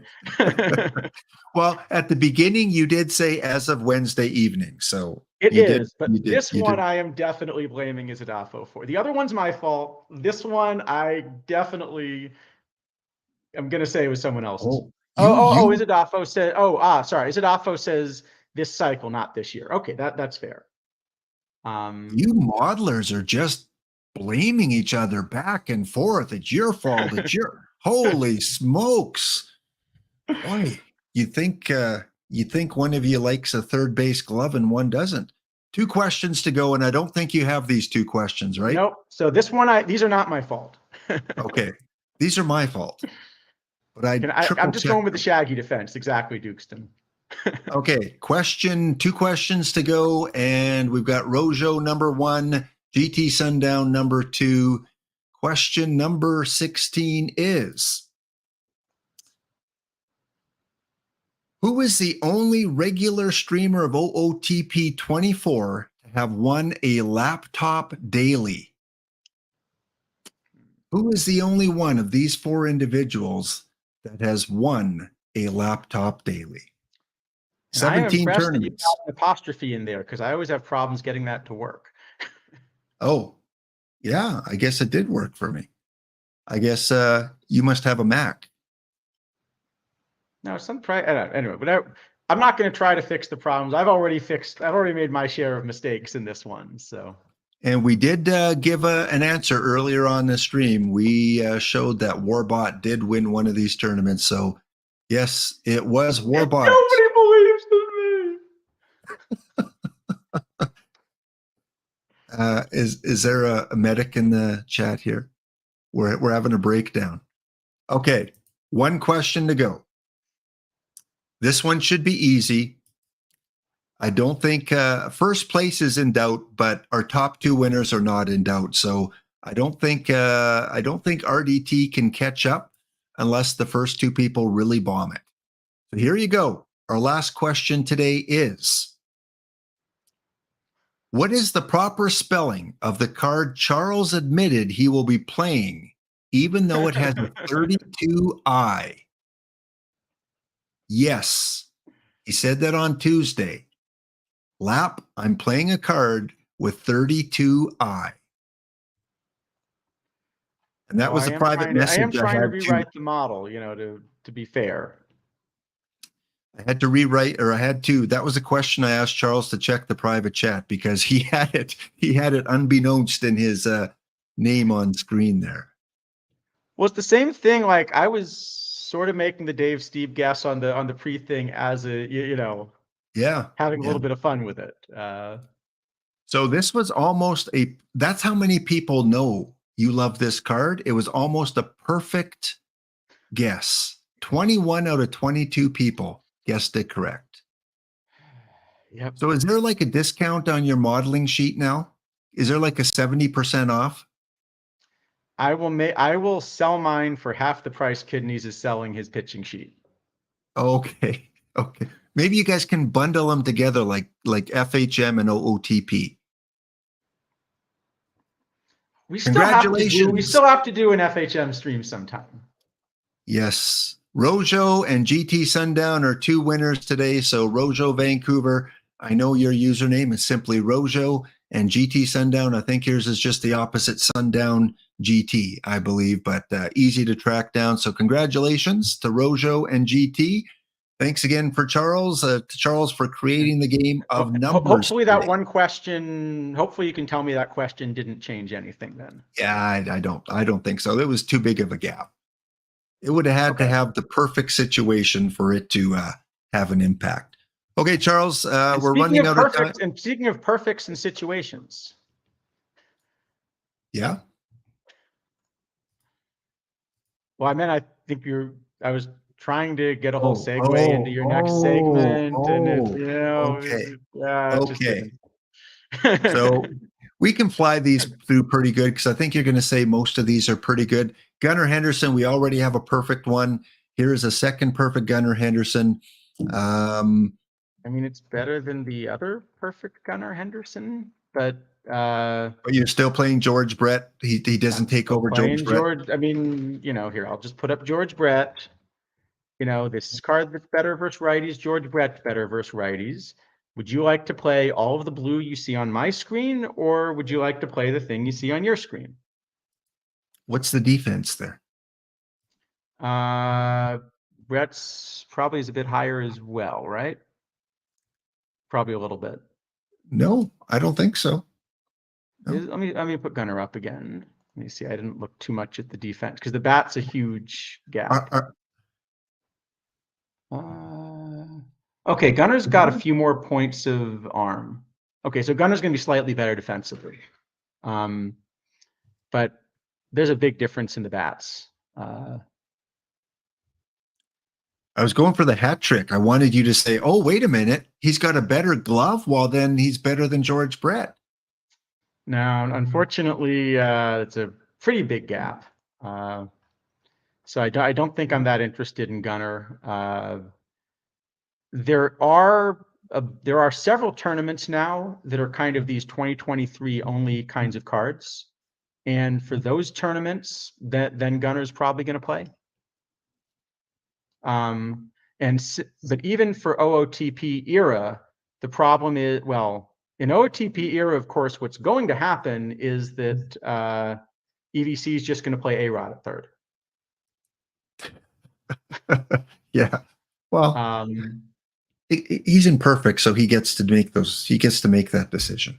But actually, in a tournament, I'd rather play Miggy and just put a big bat at third. It's the Izadafo approach. Kim, second base. I know you said Semyon is your second base meta, neutral park, both ways. Does Kim come into the equation?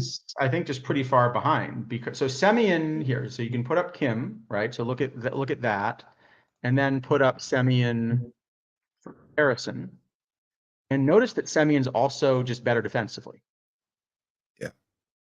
Right. Semyon's one of the players that has this 128 as primary position, and that rating. I realize the rating's not always direct. You have to look at the components, but Semyon's better defensively and is going to have a better bat. Now Semyon is a tournament card that there are no copies of yet in existence. So, for a modern thing, maybe you'd look at Ha-Sung Kim, but I still think I'd rather run Cupid, for example. And there are a lot of copies of Cupid Childs around. Okay, two more to go. Evan Phillips. Evan Phillips, Los Angeles Dodgers reliever. Is he in the same breath as Eric Gagne? Let's see. He's probably going to be close to Gagne, but he's going to be the point is he's going to be an enormous amount behind like the Rivera that just came out. So he's probably kind of. Let me see where I have him.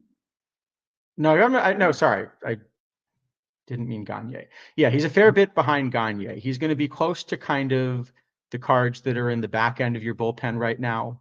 So I've got him, say worse than Koji, but a little better than Eckersley. So he's a card that if you get, you're perfectly happy running in your bullpen. But if he's the back end of the bullpen on release, I'm not sure you want to pay day one prices for him.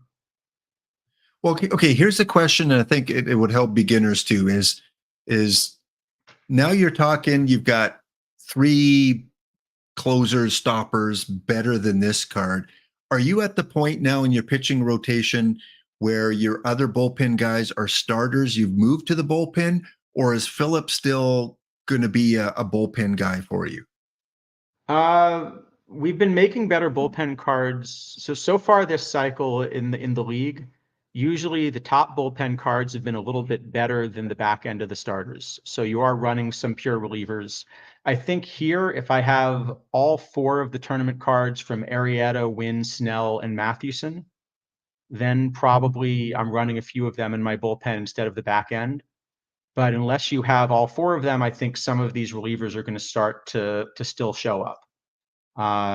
And even if I were really good at winning tournament packs, I think picking the fourth best tournament starter would probably be a lower priority for me than picking Semyon or Adley or Rivera or some of the other things that I would want. All right. And eyes lit up all over when this last card was shown. No pun intended. Is this now one of the top 5 cards in the game?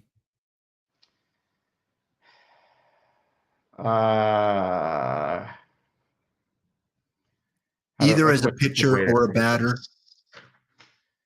これはちょっと難しいですね。I just got to get my translator here.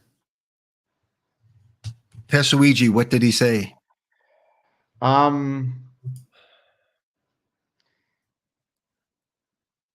It's a good cap card. Cap card, two-way tournaments. So I think here's the problem. In the league, let's say you're building a league team, right? Let's start with that. In a league team, you have 26 on your roster.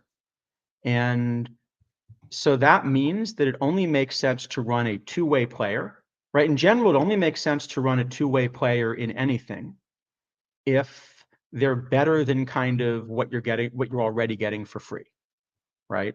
So if you're going to run Shohei as both a pitcher and a hitter, then he should be better than the worst pitcher on your roster and better than the worst hitter on your roster to even start to have value, right? Right. Otherwise, there's no reason to run him as a two-way player. And the problem is, at least so first off, I think this card is going to be expensive, partly because it says Shohei, partly because it is a two-way player that's useful for cap tournaments. And so he's always going to have kind of tournament value, even if he doesn't have other value. And again, it says Shohei, that does mean that just as a fan, this is a card, this is still a card collecting game for fans of baseball. And I would imagine this is the best Shohei that's going to come out this season, right? So just from a collecting point of view, that's fun. It'll have mission value. Yeah, it'll be mission value. So I think this is going to be an expensive card. I think I immediately saw a bid of $500,000. I can see if anyone's actually bought him yet. Okay, there are no sales yet, but there is a buy order for $500,000. So at least the first sale is going to be $500,000 or more, right? Right. Running this card just as a pitcher, I'm going to try to see if I can find someone that's really similar, because he does have high pitcher BABIP, so it's hard to find kind of like a perfect comparison. Maybe a card like Ron Guidry is sort of the closest comparison in shape. Or Verlander, but he's significantly worse than Verlander.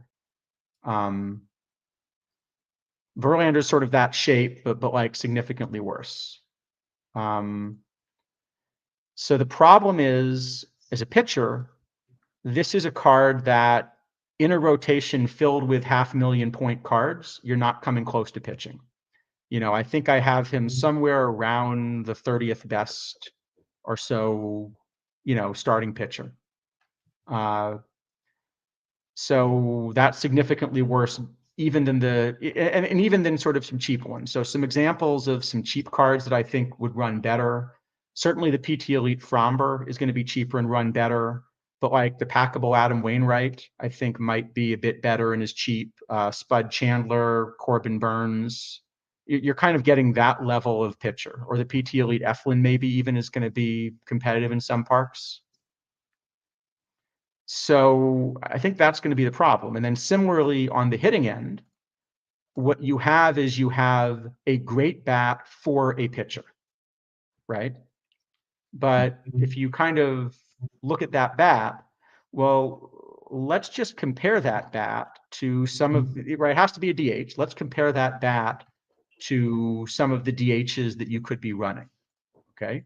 So on the high end, on the high end, you've got a card like Mel Ott. You've got, Manny kind of, as a packable, right? There's just a ton more bat there.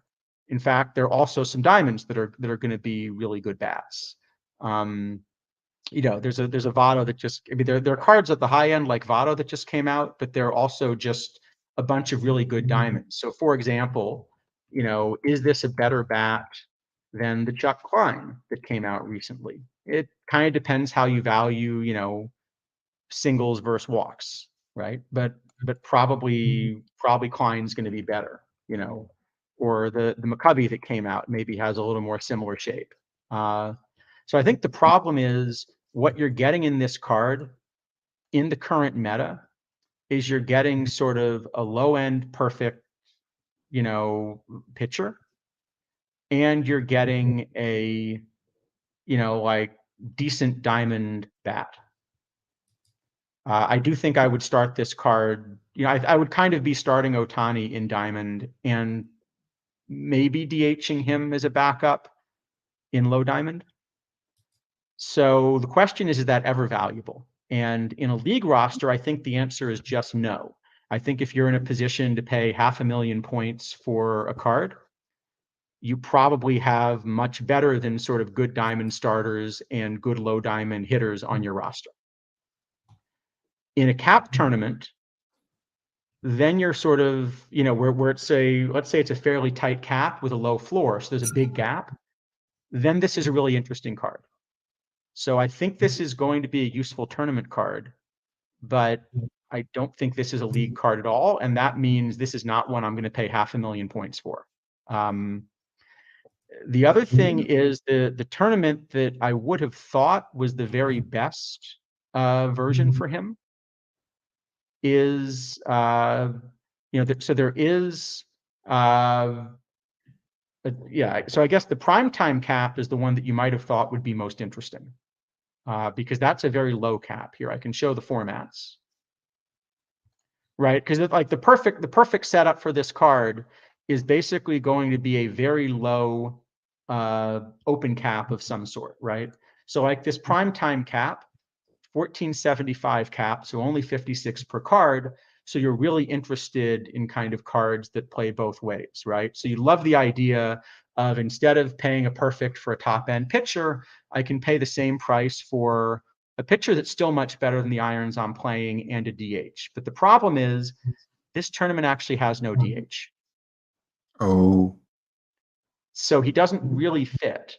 Yeah, I mean, yes, he gets to hit the 1 day out of 5 that he's pitching, but you don't actually ever really get his bat the rest of the time. So I think the only one that he's playing is really the mishmash right now, right? That's this, where is the mishmash? It's weekly here. The one that's 2023 cards only and has a cap. For that tournament, this card's absolutely incredible because it's 2023 cards only, which means he's one of only a few people that fit. And then it's also a tight enough cap that you really want this combination of good pitcher, good hitter. But I think it's very few formats. And so I just don't think this is, sorry, Mr. Black, that's a good point. There's a daily, like live plus 2003, what is it called? Which is also basically only PT Elites and Future Legends, because you're not likely to play live here. What's that one called? But there is a daily, I'm trying to remember the name. There is a daily, like live, here it is, this live plus bronze floor cap. So he's going to be a really good cap card for that also. So then I guess the question is, if you have a card which is an incredibly strong card in one daily format and one weekly format and difficult to play elsewhere, how much is that card worth? And I think the answer is definitely something, especially if you play those tournaments, because he's going to be a big edge in 8 tournaments a week. But I don't think it's 500,000, because I just don't think you're making that value back.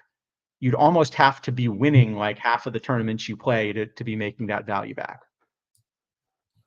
Well, isn't he going to win?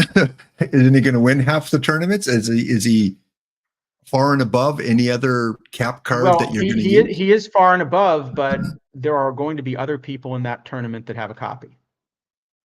Yeah. So if you could guarantee that you were the only Shohei in all 8 of those tournaments, then he's worth, a fair amount. But what's going to happen is it's a packable card. It's already in spotlights once. It'll probably be in spotlights, again 2 or 3 more times. So pretty quickly, you're going to be facing teams where half of them have this card because the price has come down. So all it would take, Charles, all it would take is on a tournament refresh to add 1 or 2 more kind of Shohei highlight tournaments with these caps that is going to increases value a lot more. Yeah, I think it is now the best two-way card in the game for sure. And so the more formats reward two-way cards, the better. You could imagine, for example, a lot of the PTCS wildcard formats have been relatively tight caps recently where there's kind of an open ceiling. And so if it turns out for the next PTCS, there's something which is a more modern era card pool, which wouldn't surprise me just because with the PT Elites, a lot of the new cards are modern cards. So it wouldn't surprise me if the next PTCS tournament format, kind of showcases that card pool. But if that happens, I think you'd be really good for one tournament, but then you're sort of asking, how important is it to get this card now and what do you pay for them? So even though I have some points available to spend, I'm not going to spend $500,000 on this card. I'd rather wait till the price comes down in spotlights. Yeah, and again, I think there probably will be other uses for them. Like you said, all it takes is a PTCS with some sort of cap that this card becomes valuable, and then people are scrambling to try and get them probably for $400,000 or $500,000. Depending depends how many copies there are. I mean, the thing is, for any card that's a 500,000 PP card, there are, it looks like based on the way kind of things get pulled, there are probably about 50 teams that will ever pay that price. And then, by the time you're pulling copy 51, no matter how good the card is, you can't find more people that will spend that many points on a single card. So once enough copies get pulled, the price of everything has to come down. Speaking of coming down, we are coming down to the wire in the bounty. Of course, the bounty has been claimed already by the Swamp Rats. They claimed the 5 packs for beating us. However, the extra 5 packs still up for grabs. And right now with a 1-game lead, it's Wolfman 56. So Wolfman, if you're still in the chat, if you win one of the next 2 games, you are the winner of the second group of 5 packs. If for some reason our matey comes back with his stars, then he will take home the second part of the bounty. So congratulations to our 2 finalists. Even if you don't win in game, you'll still get that 1 extra pack. But hey, might as well try to win it all. Charles, we have one last thing to do before going over to Dr. Dynastic, and that is seeing if baseball either time? of us can see if either of us can pull a Dave Steeb. Let's do it. Actually related to that, that was the other thing I was going to mention is, so we didn't talk much about the spotlights this week. There is a spotlight pack available. It is like last time, it is 45,000, so it costs a bit more. Because there are no silver cards spotlit, it's a gold plus card from Negro Leagues 4, Baseball Reference 4, parts 3 to 4, where there are a bunch of, so I guess it's parts 3 to 4 of Baseball Reference 4, or PT Elite Part 2, so the ones that came out today. The interesting thing here is the 2 cards that the 3 cards that I most want right now, that are packable, none of them is in this spotlight, which I think is interesting, and it'll be interesting to see what that does for the market. Ooh. Okay. Well, actually, really 4 if you include Shin-Soo Choo, who's also excellent, but I rushed out and got a copy of that. But the 3 cards that I think I'm most excited about right now on the bronze would be trying to get that Steve. On the silver, would be Cal Daniels, and then for the gold would be this Jim Johnson, this 82 bullpen card. And none of those 3 is actually, they're all packable, but none of those 3 is spotlit. So it'll be interesting to see kind of how those change. So Isidafo mentions Clarity. We'll probably discuss that on our stream. That's the kind of card that I sort of like, but I think Isidafo will like more than I do. I noticed in Discord yesterday, someone asked the question, about the possibility of getting some sort of packs that have the treasure trove cards in. And I believe Rich Grisham did say they won't be in spotlight packs today, of course, but there's a possibility we could see something in the future with those cards Right. more Well, I accessible. think it's much, much better that they're not, because, you know, you want there to be some incentive to rip a standard pack, because kind of the economy of the game depends on people opening standard packs. And right now, the nice thing about having cards not in spotlights are the only ones that keep value. So the value of ripping standard packs is that you get, you know, if you get a Steve, you can actually sell it for a little bit. Whereas if you put Steve as a bronze card in a spotlight pack, it just completely destroys the value, because bronzes get pulled so often, Yeah. right? You'll just destroy the value overnight, quicker than overnight, probably. Okay. Look me in the eye, Charles. Oh boy. Answer honestly. Did you buy a Jeff Francoeur? Well, here, I can show you, because as you know, all my purchases are public. Thank you, Nico. So here you go. Jeff Francoeur. I do not own a copy. Okay. What's he selling for? Actually, there have been no sales yet, but that's also, again, I think because not a lot are being pulled, because people are opening spotlights and not standards. So there's one sell order at 25,000, 10 buy orders, and the highest is 9602. I do not have a buy order currently in for Francoeur. Okay. Well, let's change that up here, Charles. Let's see if we can pull some of those cards. Call it heads or tails. Let's go heads. Heads is on a good streak, right? Hey, I finally won one. Yay-hoo! All right. All right. For those of you tuning in to our challenge, every week we have a 9-inning game where every pack that we pull is 1 inning, and we award points based on what we pull in the packs. Perfect or LE is a 7. Diamond is a 5. Card from today, whether it's the Valenzuela or Steve or any of the Elite, are 4. 2 Should for we say a that gold. includes Tuesday also? Nope. Doesn't include Tuesday. Just today. Okay, nothing, not Yeah. Tuesday. All right. And I am making the decision of what the card number is. What was Dave Steve? A 66? I think so. Let me. I think it was, what was Steve? Was he a 66? That's Steve going to be was the mystery. 66. Okay. There is our mystery number. Has any sold yet? No, but there are 8 buy orders. The highest is 1,000. 1,000 for a buy. Oh, that's way too cheap. Come on, people. Pay up. Pay up for Dave Steve. All right. So here we go. You can get the Legend Steve for 72,000 now. And the loser is going to have to buy a spotlight pack and sell off all the cards to the community except for one, if they choose to keep one of the cards in the spotlight pack. So 45K. So let me just get mine going here. Let's put yours on the screen. Just give me 1 second here. All right. So we said, did you want me to be the visiting team? Is that what we said? Yeah, I prefer to walk off in the 10th inning here. So all right, hold on. Wait, I'm going to make one additional suggestion.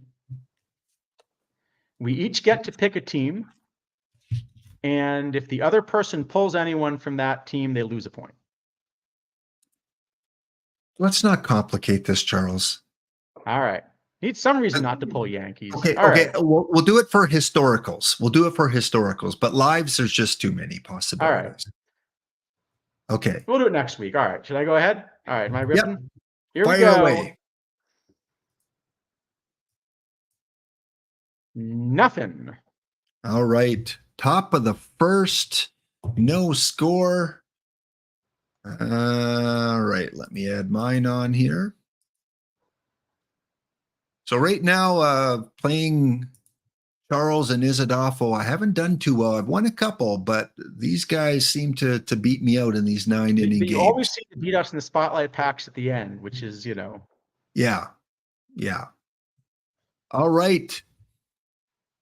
Got a Boddicker. but no 66s. So after one, it is scoreless. All right, here we go. Second inning. Nothing. Okay, let's head to the bottom of the second. Pack was a lemon.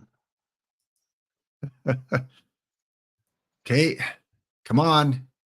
Come on. 66. Nope. Going to be a low Come on, scoring. 66. You know you want to see a Dave Steve here. Specifically, we're going. In fact, you know, I think the rule this week should be if you hit a Dave Steve, you just win. No, because you're going to lose it in the bottom of the ninth. That's true. That's true. All right, here we go. Third inning. Got some historical silvers. Yeah, still scoreless. Okay, let's go to the bottom of the third. What I will do is if anyone wants one of these historical silvers, I'll put them up cheaply. All right, what do you got? No, almost a golf pack. That was a pretty bad pack. Let's go to the fourth inning. Yeah, here we go. Fourth inning. Still being shut out. Okay, I'll take a Fernando. It doesn't even have to be a Dave Steve. Give me at least a Fernando.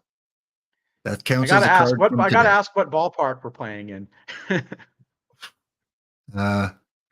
Polo Park effect.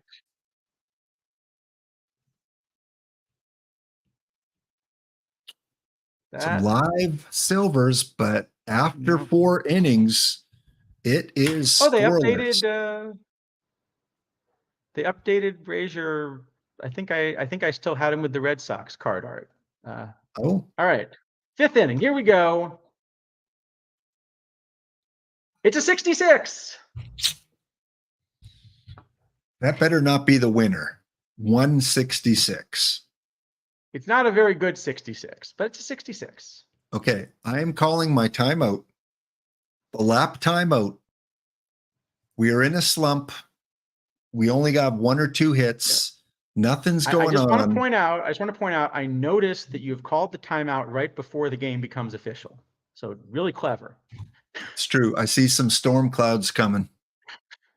How long can I delay this?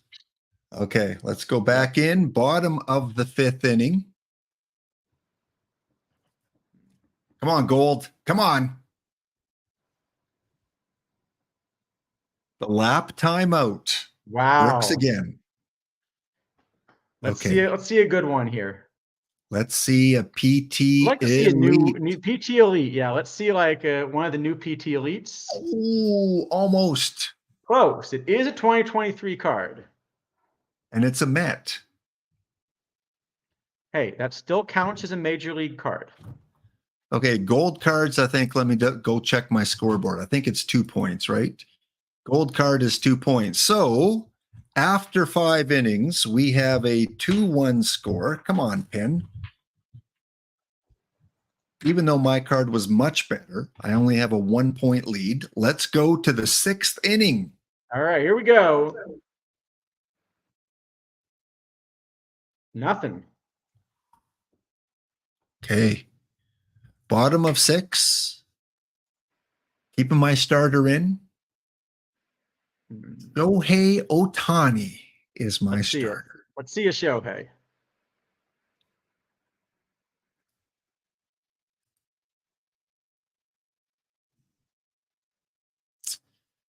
Nope. All right. Things are getting to crunch time here. Any valuable card is going to put you into the lead. I think it's about 3 weeks in a row that I haven't even had a goal, right? So we're due is what I'm saying, right?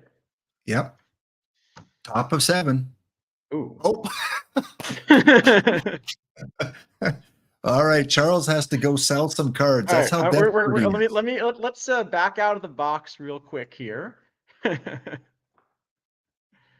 What do we got? Duplicates. Let's just take some cheap live duplicates. Let's just get rid of those. All right. Thought there was a setting that actually you can do that automatically, isn't there? Yeah, I thought there was automatically underneath there. Keep going down, I think. Automatically sell. Oh, but is this value? Oh, but that's by overall rating. And I want, all right, I guess that doesn't quite work because I want it by like last 10, right? Yeah. You know, there are a couple irons that, all right, we'll keep going. All right, here we go. All right. Top of the Top seventh. 7. We're trying this one more 2-1. time after a second rain delay. Canada, Canada, Canada. It's a gold. Look at that. All right. Is it a new one? It is. Well, that is not quite the Japanese starting pitcher I was hoping to get, but we'll take the 2 points. Well, no, you're taking 3 points. That's how honest I am. You also have a 66. I got a 66. Yeah, that was a nice timeout that you had there. Completely Okay. intentional. 7th inning stretch. Here we go. It's a 4-2 lead for Warbot. Come on, Dave. Let's see a Steve here. Nothing. We go to the 8th inning. All right. Trying to tack on some insurance here. It is another goal. That was the best timeout we've had on stream here. What's the Louis Polania? Is that a 68? 68. Yep. Okay. We got 68, but we do have a goal, and it is Spencer Steer. Oh, he's actually still in demand. All right, I'll put him up for last 10 if anyone wants him. 6-2. Yeah. So I'll put him up for last 10. I'll put him up below last 10. Here you go. I'll put him up for 1999. All right. It's 6-2 as we head to the bottom of the 8th. A card from today will tie it. A diamond will put me into the lead, or 2 golds. Let's see what we can do here. One of us has to pull a big card here. Let's see a big card here. Oh, we got a gold. No, it is a gold. Okay. Got a gold. Can it be PT? No. Okay. No, so but you are keeping it close. 6-4. We head to the 9th inning. Here we go. 9th inning. See if we can get a little insurance here. And all right, that was clearly just the best timeout. One last gold. Ooh. And it is even a historical gold. Another Japanese gold pitcher. I think we can hold this, but let's see it. I want to see the walk-off win here. All right, 8-4, bottom of 9. I've used my timeout already. So 4 points. Again, the 4 points can come from a variety of ways. A card from today, a diamond, a perfect, and it's a walk-off. Absolutely. Okay. Bases are loaded. I think a Dave Steve should count as a walk-off too. If you get a Dave Steve, I'm just conceding. Okay, you heard it here, folks. Bottom of 9, 2 out, bases loaded, down by 4. Vlad Guerrero Jr. steps to the plate. Fernando on deck. Yeah. It is. Well, you did get a 66, but it's the wrong 66. But your gold are going to do it. So that means I have to go and I have to pick up a spotlight pack. There we go. All right. Let's see it. So the spotlight packs, as we were saying, let me pull up the list. So it does have a total of 10 perfects available. So in total, you have about a 9.3% chance of hitting one of the 10 perfects. So a couple good ones in there, right? Doc would be really good. A-Rod would be really good. Campanella would be really good. Okay, here we go. We can find it. I just had it. It's 33, right? Yeah, 33. Yes.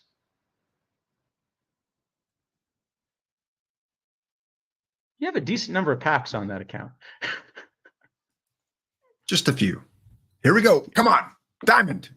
Oh, yeah, we got a diamond.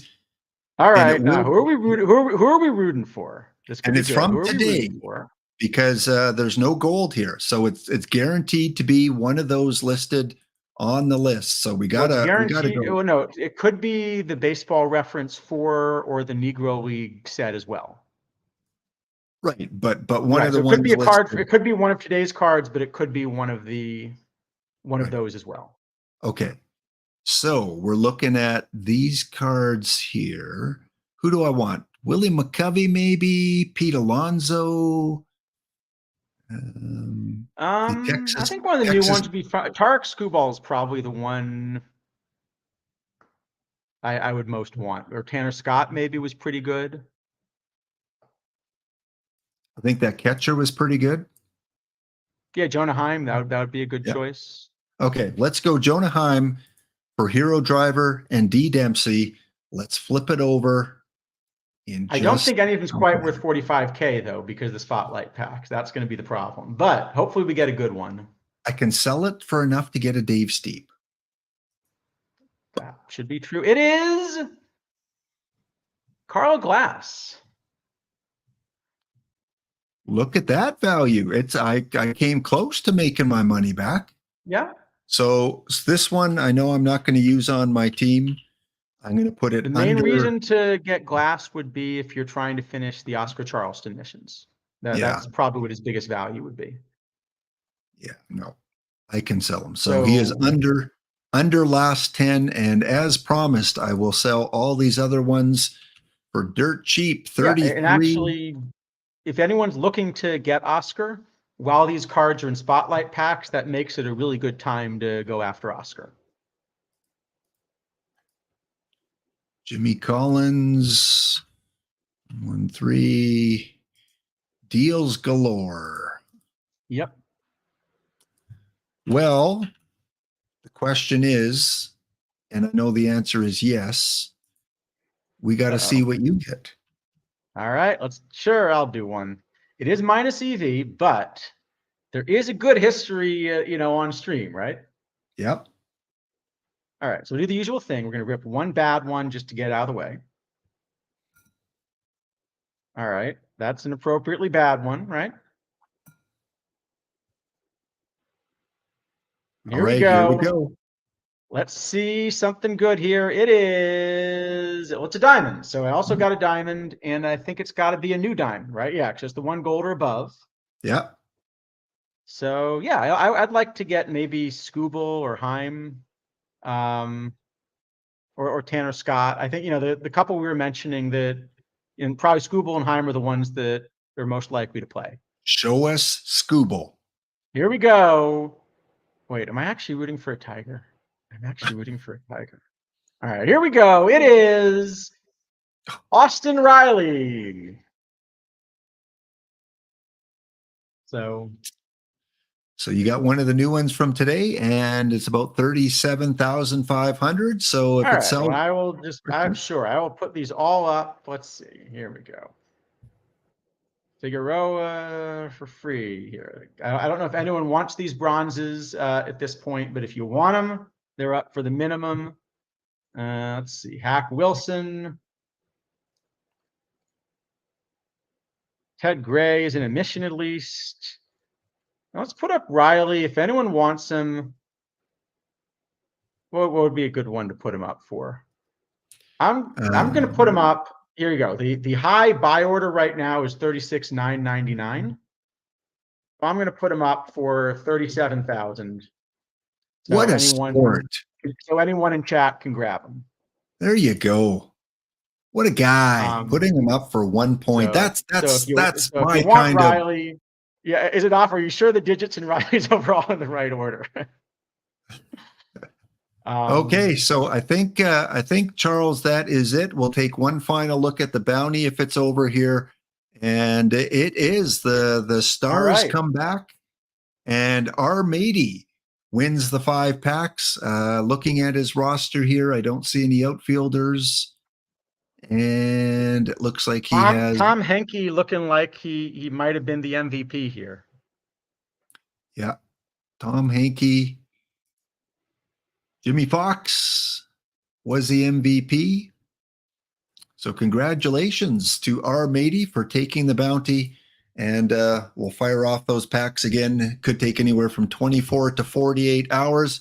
Charles, as always, thank you. And any update, because I'm streaming on Saturday, and it may be a little different stream on Saturday. So maybe we can promote it. That's right. We can tell people what we're going to do. So we are going to do a live draft on Saturday.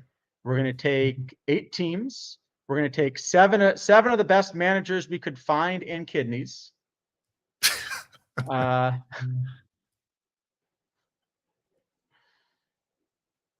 that how you would describe it? Well, I would have used, 7 perfect team managers plus Charles. That's right. That's right. Yeah. No, hold on. I think kidneys is in silver. Oh, okay. Anyway, we're going to get eight drafters that play a lot of tournaments and each have their own views on the meta. And we're actually going to do a live draft, like, sort of like a fantasy draft, so that each card can only end up on one team. It also, like the perfect drafts we do in game, it's going to be a mixture. So there are only going to be a couple perfect cards on every roster, and you're going to see cards everywhere from perfect all the way down to 40 overall are going to be on everybody's rosters. And we're going to actually put together an 8-team live draft. Lap is going to be, running the studio here, and getting to show us the draft. And then on Tuesday, we're actually going to run this as a tournament and see which draft won. And the hope is that this is going to be a way also to sort of show a little bit what are the cards we think are important in the meta. Which bronze cards get drafted? Those are probably the best ones. Is it more important to draft Ozzie Smith, given how good he is against the bronzes, or to draft a diamond card that may not be as good compared with the other diamonds, but you're still drafting a diamond card? And then we're going to run it on Tuesday and see who wins. And it's like I said, we got some pretty good managers in there, as well as some other good managers who kind of couldn't make it because of the holidays. But if we do it again, Yep. Yeah. So 8 teams. They're going to draft all different levels of cards from perfect all the way down to a 40 level card. And you'll get to see which ones some of the top players in the game prefer to have on their roster. Only one person can have each card. So only one Oscar Charleston, only one Clayton Kershaw, and so on. And we're going to spin the wheel to see the draft order and then do a snake draft. So tune in around probably 2 p.m. Eastern, I think. No, noon. I think that's Eastern. What we said. Yeah, around 2 p.m. Eastern on Saturday. Should we tell them now who's in, or should we let them figure out on Saturday? Just in case there's any changes. So yeah, tune into the show around noon Eastern, 10:30ish, or noon Eastern. Yeah, because I start around 10 or 10:30. So noon Eastern on Saturday. Should be a fun draft, and some really great managers going to show you what they think are the meta. And we're going to have also thanks a lot to Spore for helping to set it up, as well as I know he's gotten a bunch of help from the devs to actually make this happen. I don't know which devs, but if you want to give them a shout out either here or on Saturday, feel free, because I know we've gotten a lot of help behind the scenes to actually make this a reality around the holidays. Yeah. All right. Well, thanks, Charles. Probably see you then on Saturday. So go start doing your draft board. Don't be afraid to ask Isidawful or EVC for some help. I'm sure they'll help you out. Well, Isidawful and I can completely work together, because our draft boards are going to be exactly opposite. All right, gang. Heading over to Dr. Dynastic. Don't go anywhere. He's probably got some packs to give away. Congratulations to the winners of the packs today. Hopefully see you on Saturday. Charles, see you next episode. Thanks a lot. Always fun. See you. All right, we're here for a good time, not a long time. So have a good time. Have a great holiday, viewers, OOTP staff, affiliates, all of you out there in virtual land. Make it a wonderful holiday. And again, we'll see you next episode.